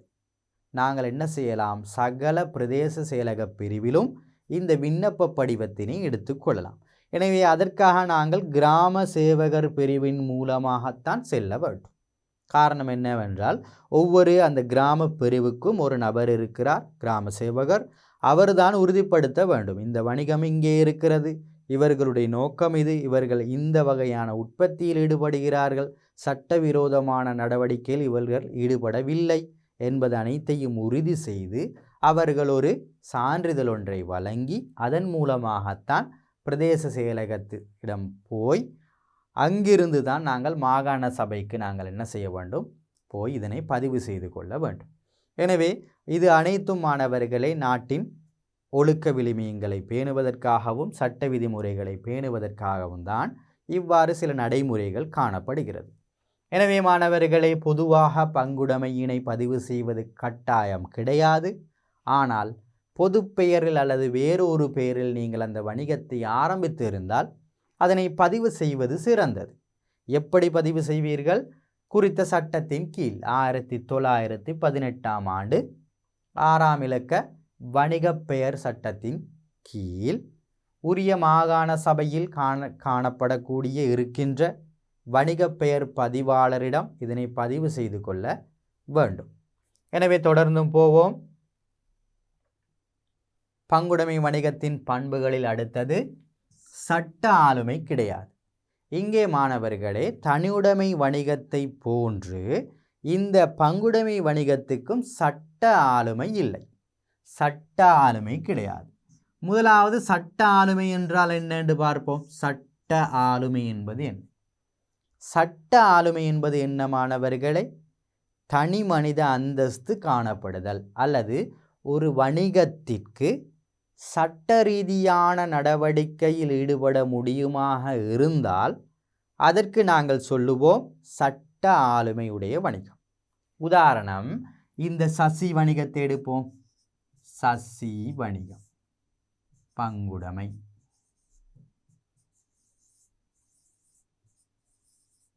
இந்த சசி பங்குடைமை வணிகத்தின் பெயர். இதுதான் வணிகத்தின் பெயர். இந்த பெயரினை பயன்படுத்தி நாங்கள் சொத்துக்களை கொள்வனவு செய்ய முடியாது, ஒப்பந்தங்களுக்கு கைச்சாத்திட முடியாது, வழக்கு தொடர முடியாது. எனவே ஒரு தனி மனிதனாக இருந்து கொண்டு இதில் 2 நபர்கள் இருக்கின்றார்கள், சக்தி மற்றும் சிவா என்று இருவர். இந்த சக்திக்கு என்ன செய்யலாம்? அவருடைய பெயர் சக்தி என்ற பெயரை பயன்படுத்தி அவருக்கு சொந்தமாக என்ன செய்யலாம்? சொத்துக்களை கொள்வனவு செய்யலாம், ஒப்பந்தங்களுக்கு கைச்சாத்திடலாம், வழக்கு தொடரலாம், சட்ட ரீதியான நடவடிக்கையில் ஈடுபடலாம். ஆனால் அதே ஒரு பங்குடைமையின் பெயர், சசி என்பது ஒரு தனி நபரின் பெயர், சிவா என்பது ஒரு தனி நபரின் பெயர். ஆனால் ஒரு பங்குடைமையின் பெயரை பயன்படுத்தி, இது வணிகத்துடைய பெயர் போட், அந்த பெயரை பயன்படுத்தி சொத்துக்களை கொள்வனவு செய்ய முடியாது, ஒப்பந்தங்களுக்கு கைச்சாத்திட முடியாது, சட்ட ரீதியான நடவடிக்கையில் ஈடுபட முடியாது. இவ்வாறான வணிகம்தான் இந்த பங்குடைமை வணிகம்.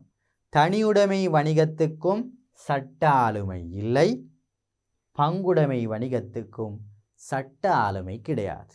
அதாவது வணிகத்தின் பெயரை பயன்படுத்தி சட்ட ரீதியான நடவடிக்கையில் ஈடுபட முடியாது என்பதுதான் சட்ட ஆளுமை இன்மை என்று சொல்வோம். சட்ட ஆளுமை உண்டு என்றால் என்ன? சட்ட ரீதியான நடவடிக்கையில் ஈடுபட முடியும். உதாரணமாக நாங்கள் கம்பெனிகளை சொல்லலாம். கம்பெனிகள் சட்ட ஆளுமையுடைய வணிகங்கள் ஆகும். ஆனால் தனியுடைமை, பங்குடைமை வணிகங்கள் சட்ட ஆளுமை அற்ற வணிக அமைப்பாக காணப்படுகிறது. பார்ப்போம். பங்குடைமை வணிகமானது சட்டத்தின் முன்னால் தனி மனிதனாக கருதப்பட மாட்டாது.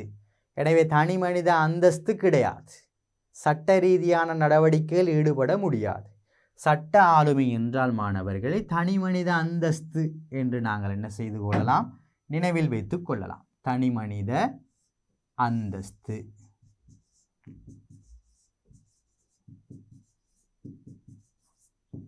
தனி மனித அந்தஸ்து. எனவே தனி மனித அந்தஸ்து காணப்பட்டால் சட்ட ஆளுமையுடைய வணிகம், இல்லாவிட்டால் சட்ட ஆளுமை அற்ற வணிகமாக இருக்கும். இதனால் பங்குடைமை வணிகத்தின் பெயரால், பாருங்கள், இந்த பெயரால் என்ன செய்து கொள்ள முடியாது, சட்ட நடவடிக்கைகளை மேற்கொள்ள முடியாது.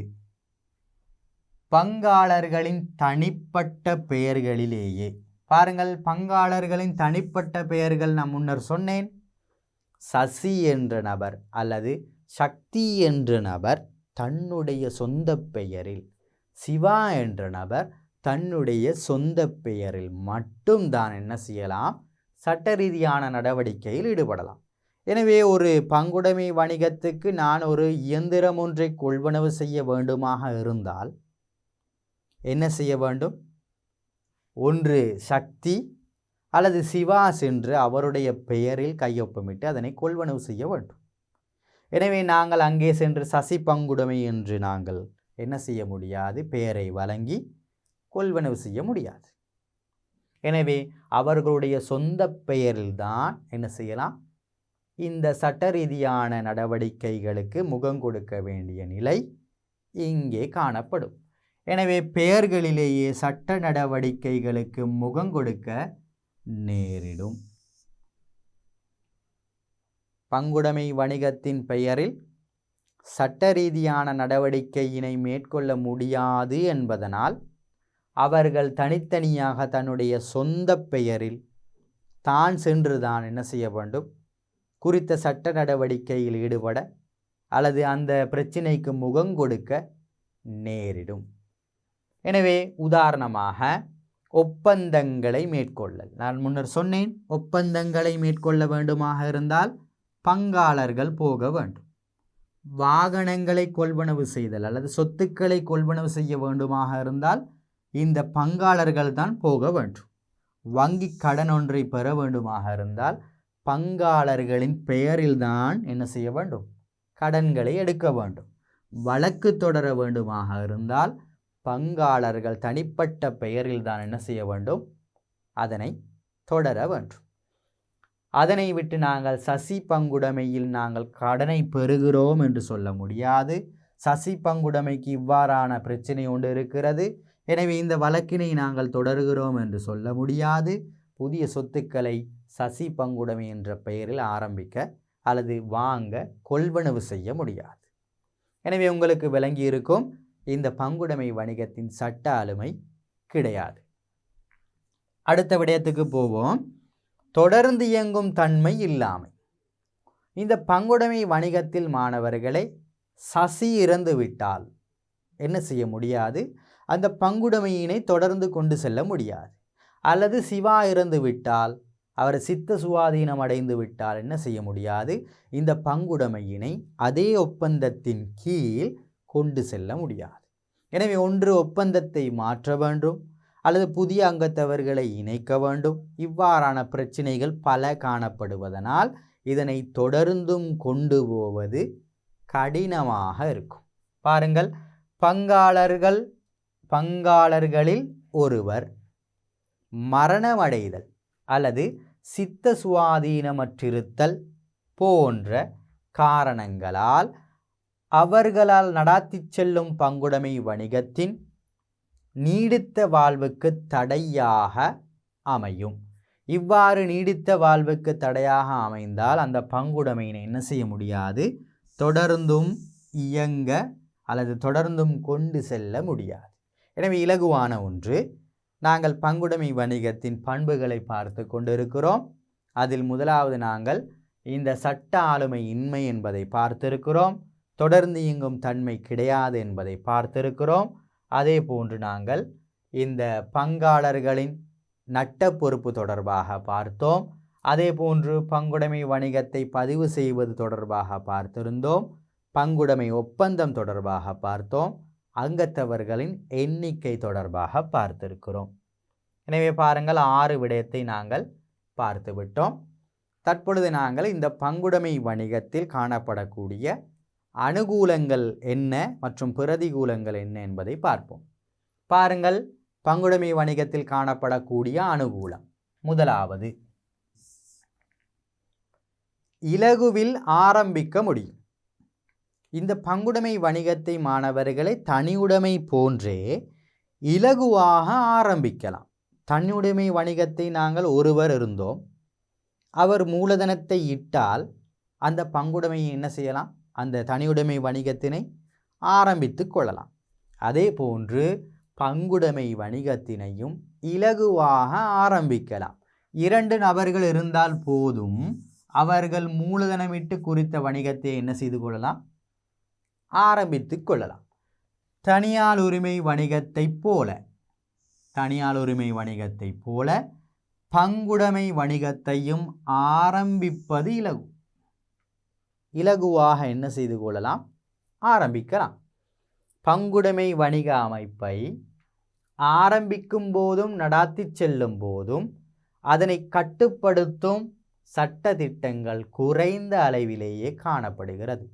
இங்கே மாணவர்களே, பங்குடைமை கட்டளை சட்டம் என்று ஒன்று காணப்பட்டாலும் இந்த வணிகத்தினை கொண்டு செல்லும் பொழுது ஒரு தடையும் அமையாது. 2 நபர்கள் என்ன செய்யலாம்?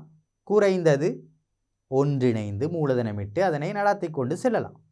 எனவே அவர்களுக்கு இடையிலான பிரச்சினை வருவது மிக குறைவு.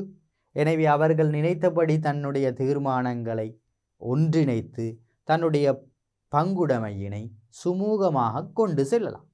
எனவே ஆரம்பிப்பது இலகு. 2 பேர் மூலதனமிட்டால் அதனை ஆரம்பித்து விடலாம். பாருங்கள், ஆரம்பிப்பது இலகுவில் ஆரம்பிக்க முடியும். 2வது விடயத்தை பாருங்கள், அதிக மூலதனத்தை திரட்ட முடிதல்.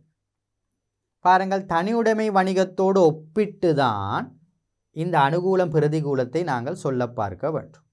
தனியுடைமை வணிகத்தில் நான் ஒரு வணிகத்தை ஆரம்பிக்கிறேன். நான் ஏ என்ற நபர். என்னிடம் காணப்படக்கூடிய முழு சொத்தின் அளவையும் நான் என்னுடைய தனியுடைமை வணிகத்தில் ஈடுபடுத்துகிறேன். எனவே 2 லட்சம் ரூபாய். என்னிடம் காணப்படக்கூடிய முழு சொத்தினையும் நான் என்ன செய்கிறேன்? இந்த பங்குடைமைக்கு நான் ஈடுபடுத்தி விட்டேன். இந்த தனியுடைமை வணிகத்துக்கு நான் ஈடுபடுத்தி விட்டேன். எனவே முதலாவது நான் தனிநபராக இருந்து தனியுடைமையினை உருவாக்கி இருப்பேன். தனி ஒரு நபர் உருவாக்கக்கூடியது. எனவே என்னிடம் காணப்படக்கூடிய 2 லட்சத்தை நான் முதலிட்டு ஒரு தனியுடைமை வணிகத்தை ஆரம்பித்து கொண்டு செல்கிறேன்.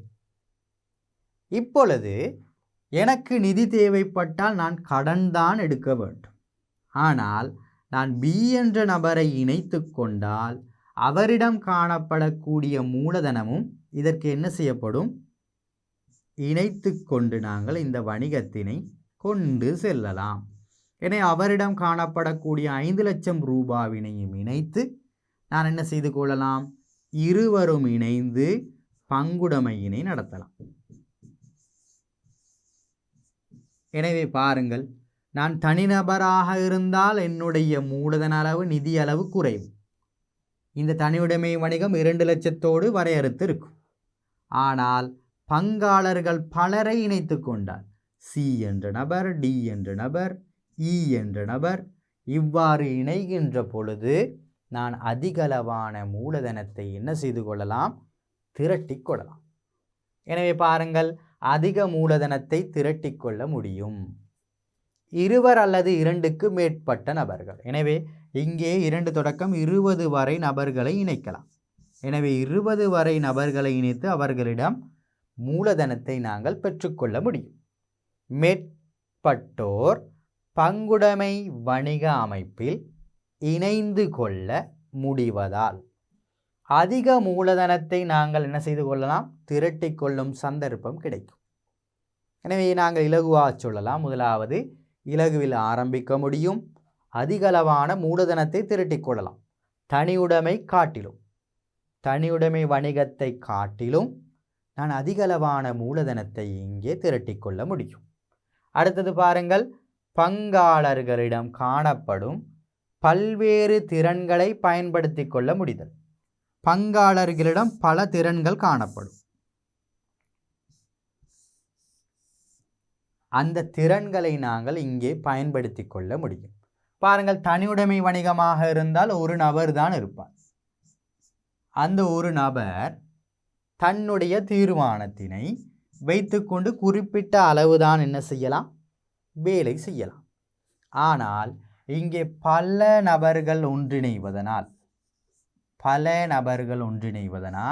என்ன நடக்கும் மாணவர்களே? சிறந்த தீர்மானங்கள் எங்களுக்கு வரும். எனவே இவருடைய தீர்மானத்தை சொல்லுவார், இவருடைய தீர்மானத்தை சொல்லுவார், இவருடைய தீர்மானத்தை சொல்லுவார். 3 பேரும் தன்னுடைய தீர்மானங்களை சொல்லும் பொழுது அதில் சிறந்த ஒரு தீர்மானத்தை எடுத்து நாங்கள் என்ன செய்யலாம்? அமுல்படுத்தலாம். எனவே நாங்கள் இந்த தனியொரு நபர் தன்னிச்சையாக மேற்கொள்ளும் தீர்மானத்தை விட ஒரு சிறந்த தீர்மானத்தை இங்கே எடுக்கலாம். எனவே இவர்கள் ஒவ்வொருவரிடமும் காணப்படக்கூடிய தனிப்பட்ட திறன், தனிப்பட்ட திறமை, தனிப்பட்ட அறிவு, தனிப்பட்ட அனுபவங்களை நாங்கள் என்ன செய்து கொள்ளலாம்? இந்த பங்குடைமைக்காக பயன்படுத்தி கொள்ளலாம்.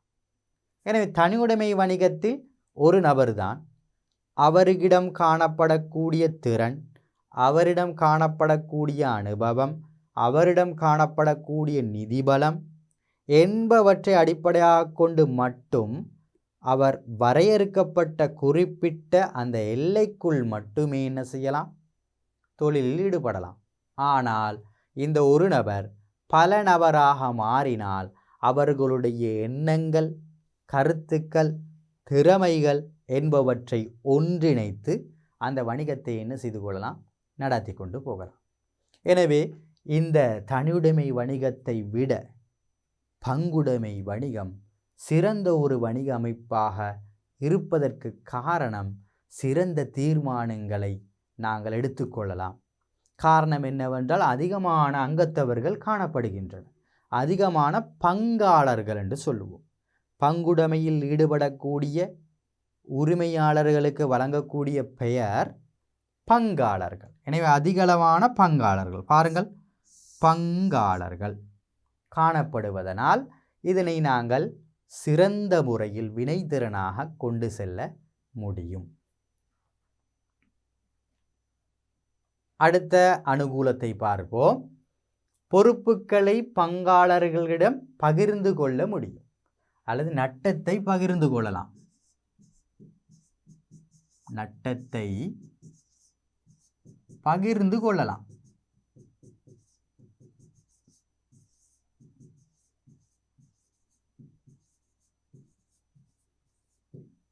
நட்டத்தை பகிர்ந்து கொள்ளலாம் என்றால் என்ன?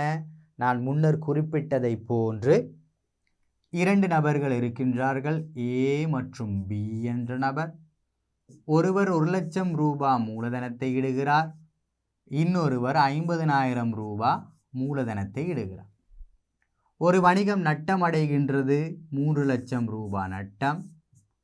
இந்த 3 லட்சம் ரூபாய் நட்டத்தினை நாங்கள் என்ன செய்து கொள்ளலாம்?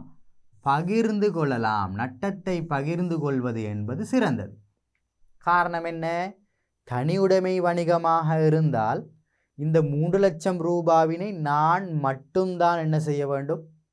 என்னுடைய சொத்தினை விற்று இதற்கு கொடுக்க வேண்டும். ஆனால் என்னுடன் இன்னொரு நபர் இருக்கிறார். எனவே அவரும் என்ன செய்ய வேண்டும்? இந்த நட்டத்துக்கு அவரும் உதவி செய்ய வேண்டும். எனவே நாங்கள் விகிதாசாரப்படி பிரிப்போம். நான் முன்னர் சொன்னதை போன்று எளிய விகிதாசாரம் 2:1. எனவே மொத்தம் 3 பங்கு அல்லவா? எனவே 3ஆல் நாங்கள் இதனை பிரித்து 2 பங்கினை ஏ என்று நான் ஏற்றுக்கொள்கிறேன், 1 பங்கினை நீங்கள் ஏற்றுக்கொள்ளுங்கள் என்று சொல்ல போகிறேன். பாருங்கள், 3ஆல் பிரித்தால் நாங்கள் 1 லட்சம் ரூபாய் வரும். 1 லட்சத்தில் 2 பங்கு.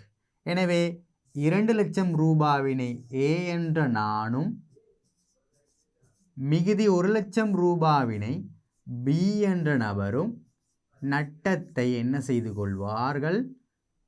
ஈடு செய்து கொள்வார்கள். நட்டத்தை பகிர்ந்து கொள்வார்கள். நான் மட்டும் இருந்திருந்தால், ஏ என்ற நான் மட்டும் இருந்திருந்தால் 3 லட்சம் என்னுடைய சொத்தினை விற்று கொடுக்க வேண்டி இருந்திருக்கும். என்னிடம் இன்னொருவர் இருப்பதனால் நான் 2 லட்சத்தை தான் இழப்பேன், 1 லட்சம் அவருடைய சொத்தில் அவர் இழந்து கொள்வார்.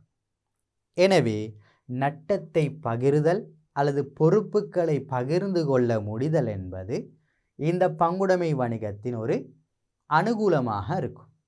தனியுடைமை வணிகமாக இருந்தால் என்னுடைய முழு சொத்தினையும் இழந்து நான் தனித்து நின்று அந்த நட்டத்தை என்ன செய்து கொள்ள வேண்டும்? ஈடு செய்ய வேண்டும். பங்குடைமை வணிகம் ஒன்றில் வணிக நடவடிக்கையினால் மேலும் பொறுப்புகள் பங்காளர்களிடையே என்ன செய்யப்படும்? பகிரப்படும். இவ்வாறு பகிரப்படுவது ஒரு அனுகூலமாக இருக்கும். அடுத்த விடயம், கூட்டாக தீர்மானங்களை மேற்கொள்ள முடிதல். முன்னர் சொன்னது போலதான் நாங்கள் சிறந்த தீர்மானம் ஒன்றை எடுக்க முடியும், சிறந்த திறமைகளை நாங்கள் வெளிக்கொண்டு வர முடியும், சிறந்த அனுபவங்கள் அல்லது நாங்கள் சொல்லுவோம் அறிவு மட்டம், அனுபவ மட்டத்தை இந்த பங்குடைமைக்கு கொண்டு வரலாம். அதே போன்று சிறந்த தீர்மானம் ஒன்றையும் நாங்கள் இங்கே என்ன செய்து கொள்ளலாம்? கொண்டு வரலாம். எனவே நாங்கள் தனியுடைமை வணிகத்தை விட வினைத்திறனான ஒரு வணிகத்தை இங்கே காணலாம்.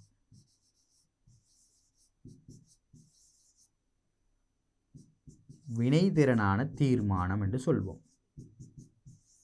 வினைத்திறனான தீர்மானம் ஒன்று என்ன செய்து கொள்ளலாம்? இங்கே எடுக்கலாம். பங்குடைமை வணிக அமைப்பில் பங்காளர்கள் பல பேர் இருப்பதனால் கூட்டாக சேர்ந்து மிகச் சிறந்த ஒரு தீர்மானத்தை மேற்கொள்வதற்கான வாய்ப்பு அதிகமாக இருக்கிறது. நான் மட்டும் இருந்திருந்தால் என்னுடைய தீர்மானம் சரி என்று நான் நினைத்து நான் அனைத்தையும் செய்து கொண்டு இருப்பேன். என்னுடைய தீர்மானம்தான் சரி, ஏனையவர்களுடைய நான் கருத்துக்களை கேட்க மாட்டேன். இங்கே பி என்ற நபர், சி என்ற நபர்கள் இணைந்தால் என்ன நடக்கும்?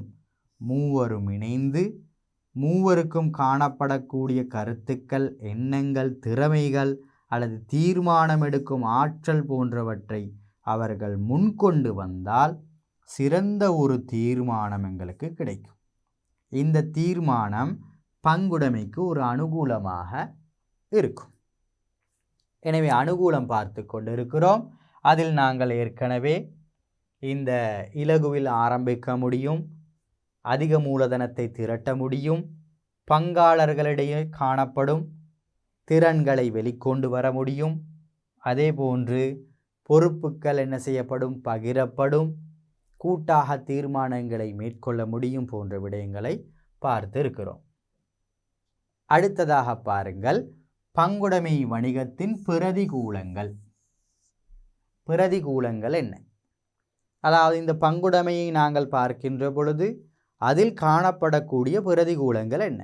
இதனை நாங்கள் கம்பெனியிடம் ஒப்பிட்டு அல்லது தனியுடைமை வணிகத்தோடு ஒப்பிட்டு கூட நாங்கள் என்ன செய்யலாம், கூற முடியும். முதலாவது பாருங்கள், நட்ட பொறுப்பு வரையறையற்றது. நாங்கள் நட்ட பொறுப்பு என்றால் என்னென்று பார்த்தோம். ஒரு வணிக அமைப்பு நட்டமடைகின்ற பொழுது அல்லது கடன்களை தீர்க்க வேண்டி ஏற்படும் பொழுது தன்னுடைய சொந்த சொத்துக்களை இழக்க வேண்டி ஏற்படும். எனவே இவ்வாறு இழக்க வேண்டிய நிலை ஏற்பட்டால் அதற்கு நாங்கள் சொல்லுவோம் நட்ட பொறுப்பு வரையறை அற்றது என்று. எனவே ஒரு நிறுவனத்தின் பெயரில் நாங்கள் வணிகம் ஒன்றை நடாத்தி கொண்டு போகும் பொழுது அந்த நிறுவனத்துக்கு நட்ட பொறுப்பு வரையறுக்கப்பட்டிருந்தால் மட்டும்தான் என்ன செய்யலாம், சிறந்த முறையில் நாங்கள் அதனை கொண்டு செல்லலாம். எனவே பாருங்கள், இங்கே நட்ட பொறுப்பு வரையறையற்றது என்பது ஒரு பிரதிகூலமாக அமைந்திருக்கிறது. பங்குடைமை வணிகத்தின் பங்காளர்களின் கடன்கள் தொடர்பாக வரையறையற்ற நட்ட பொறுப்பு காணப்படுகின்றது. இதனால் நாம் ஈடுபடுத்திய மூலதனத்தை விட கடன் பொறுப்பு அதிகரிக்குமாக இருக்குமாயின் அக்கடனை செலுத்த பங்காளர்கள் தமது சொந்த சொத்துக்களை இழக்க வேண்டி ஏற்படும். எனவே நீங்கள் சொல்லுங்கள் பார்ப்போம், சொந்த சொத்துக்களை இழக்க ஏற்பட்டால் அது ஒரு நன்மையான காரியமா? கிடையாதல்லவா? எனவே சொந்த சொத்துக்களை இழக்க வேண்டிய நிலை ஏற்படுவது ஒரு பிரதிகூலமான ஒரு காரியம். எனவே இந்த நட்ட பொறுப்பு வரையறையற்றது என்பது ஒரு பிரதிகூலமா விளங்கி இருக்கும். இலாபம் பல நபர்களுக்கிடையே என்ன செய்யப்படும், பகிரப்படும். தனியுடைமை வணிகம் ஒன்றில் மாணவர்களே எங்களுக்கு கிடைக்கக்கூடிய லாபம் 5 லட்சம் என்று எடுத்துக்கொள்வோம். 5 லட்சம் ரூபாய். இது தனியுடைமை வணிகமாக இருந்து எனக்கு மட்டும் கிடைக்கக்கூடிய ஒரு தொகை. ஆனால் இங்கே என்னிடம் சேர்ந்து பி என்ற ஒரு நபர், சி என்ற ஒரு நபர் இருக்கிறார். எனவே அவருக்கும் இந்த லாபம் என்ன செய்யப்படும், பகிரப்படும். உதாரணமாக எனக்கு 2 லட்சம் ரூபாய், பிக்கு 2 லட்சம் ரூபாய்,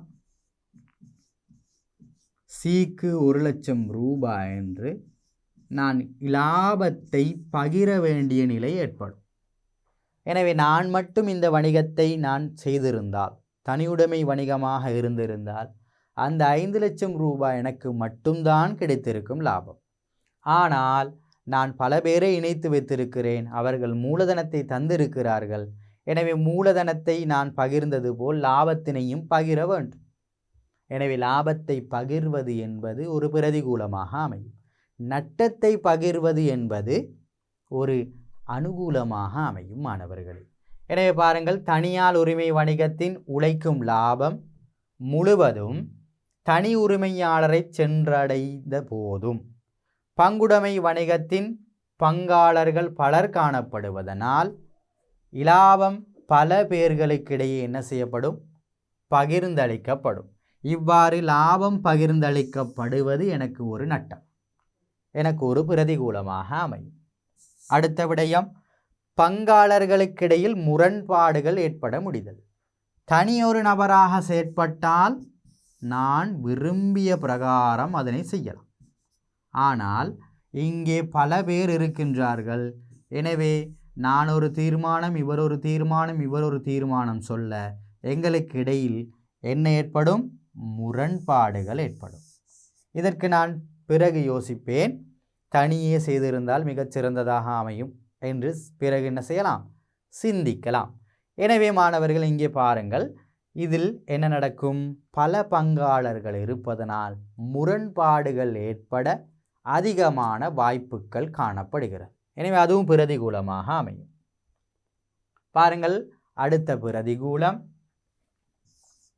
தொடர்ந்து இயங்கும் தன்மை காணப்படாமை. பண்புகளில் கூட பார்த்தோம் அல்லவா, ஒரு பங்காளர் மரணமடைந்தால் அல்லது சித்த சுவாதீனமற்றவராக காணப்பட்டால் அவர் அந்த பங்குடைமையிலிருந்து விலக வேண்டிய நிலை ஏற்படும். இதனால் பங்குடைமையினை கலைக்க நேரிடும். பங்குடைமை கலைத்தல், இன்னும் ஒன்று சொல்லுவோம் களைதல். நாங்கள் ஒப்பந்தத்தை கலைத்தல் என்று சொல்லுவோம், அல்லது பிரிதொரு ஒப்பந்தத்தை புதிதாக இட்டு நாங்கள் அந்த பங்குடைமையினை கொண்டு செல்லலாம். புதிய பங்காளர்களினை இணைத்து அந்த பங்குடைமையினை கொண்டு செல்லலாம். இதன் போது என்ன நடக்கும்? பங்குடைமையின் அந்த ஒப்பந்தம் கலையும், அல்லது என்ன செய்ய வேண்டி ஏற்படும்? பங்குடைமையினை மூட வேண்டிய நிலை ஏற்பட்டால் பங்குடைமையினை நாங்கள் கலைத்தல் அல்லது கலைதல் என்று நாங்கள் சொல்லலாம். இவ்வாறு அந்த நிலைமை ஏற்படுகின்ற போதுமானவர்களே நாங்கள் என்ன செய்யலாம்? அந்த பங்குடைமையினை மூட வேண்டிய நிலை ஏற்படும். எனவே இதற்கு நாங்கள் சொல்லலாம் தொடர்ந்து இயங்கும் தன்மை இன்மை என்று நாங்கள் இங்கே சொல்கிறோம். அடுத்த விடயத்தை பாருங்கள். சட்ட ஆளுமை இன்மை என்பதும் ஒரு பிரதிகூலமாக அமையும். சட்டத்தின் முன் தனிமனித அந்தஸ்து காணப்படாமை அல்லது வணிகத்தின் பெயரில் சட்ட ரீதியான நடவடிக்கையில் ஈடுபட முடியாமை என்பது இந்த பங்குடைமை வணிகத்தின் ஒரு பிரதிகூலமாக அமையும். தன்னுடைய வணிகத்தின் பெயரை பயன்படுத்தி ஒரு சொத்தினை கொள்வனவு செய்வது, ஒப்பந்தங்களுக்கு கைச்சாத்திடுவது போன்ற நடவடிக்கையில் ஈடுபட முடியுமாக இருந்தால் அது அந்த வணிகத்துக்கு ஒரு பெருமை, ஒரு அனுகூலம். ஆனால் இந்த பங்குடைமைக்கு அவ்வாறு செய்ய முடியாது என்பதனால் இது ஒரு பிரதிகூலமாக அமையும் மாணவர்களே. எனவே நாங்கள் இதனை ஒப்பிட்டு அனுகூலங்கள் என்ன, பிரதிகூலங்கள் என்ன என்று பார்ப்போம். பாருங்கள் மாணவர்களே, உங்களுக்கு அனுகூலங்கள் என்ன, பிரதிகூலங்கள் என்ன என்று கேள்விகள் கேட்கலாம். அதற்கு நீங்கள் இந்த விடயத்தை மட்டும் எழுதினால் போதுமானது. பாருங்கள், இலகுவில் ஆரம்பிக்க முடியும், ஒரு அனுகூலம். இரண்டாவது, அதிக மூலதனத்தை திரட்டிக் கொள்ளலாம், அதிக மூலதனத்தை திரட்டிக் கொள்ளலாம், ஒரு அனுகூலம். அடுத்தது பாருங்கள், பங்காளர்களின் பல்வேறுபட்ட திறன்களை நாங்கள் என்ன செய்து கொள்ளலாம்? உபயோகித்து கொள்ளலாம். அதே போன்று பொறுப்புகளை பகிர்ந்து கொள்ள முடியும், நட்டங்களை என்ன செய்து கொள்ளலாம்? பகிரலாம். எனவே நாங்கள் எழுதி கொள்ளலாம் இன்னைக்கு நட்டங்களை பகிர்ந்து கொள்ள முடியும் என்று. அடுத்ததாக கூட்டாக தீர்மானம் எடுக்க முடியும் என்பது ஒரு அனுகூலமாக அமையும். பிரதிகூலங்கள் பாருங்கள், சட்ட ஆளுமை கிடையாது, தனியுடைமை வணிகத்தை போன்று, நட்ட பொறுப்பு வரையறையற்றது, தனியுடைமை வணிகத்தை போன்று. அடுத்தது, பங்காளர்களுக்கு இடையிலான முரண்பாடு ஒன்று ஏற்படலாம், எனவே அது பிரதிகூலமாக அமையும். காரணம், இந்த பங்குடைமையில் 2 தொடக்கம் 20 வரையிலான ஊழியர்கள் அல்லது அங்கத்தவர்கள், 2 தொடக்கம் 20 வரையிலான அங்கத்தவர்கள் என்ன செய்து கொள்ளலாம்? அங்கத்துவம் வகிக்கலாம். எனவே அங்கு முரண்பாடு ஒன்று ஏற்படும். லாபத்தை பகிர்வது என்பது பிரதிகூலமாக அமையும். பாருங்கள், நட்டங்களை பகிர்தல் அனுகூலம், லாபங்களை பகிர்தல் என்பது பிரதிகூலமாக அமையும். அதே போன்று தொடர்ந்து இயங்கும் தன்மை குறைவாக இருந்தால் அது எங்களுக்கு பிரதிகூலமாக அமையும். எனவே மாணவர்களை, நாங்கள் பங்குடைமை வணிகம் தொடர்பாக பார்த்து கொண்டிருக்கிறோம். அதில் பங்குடைமை வணிகம் என்றால் என்ன, அதன் பண்புகள் என்ன, பின்னர் நாங்கள் அதன் அனுகூலங்கள் என்ன, பிரதிகூலங்கள் என்ன என்று நாங்கள் பார்த்து விட்டோம். இதற்கு பின்னர் நாங்கள் கம்பெனி தொடர்பாக என்ன இருக்கிறது, கம்பெனி அமைப்பு தொடர்பாக என்னென்ன விடயங்களை பார்க்க வேண்டும் என்று நாங்கள் பார்க்க இருக்கின்றோம். எனவே அதுவரையில் விடைபெறுகிறேன். நன்றி, வணக்கம்.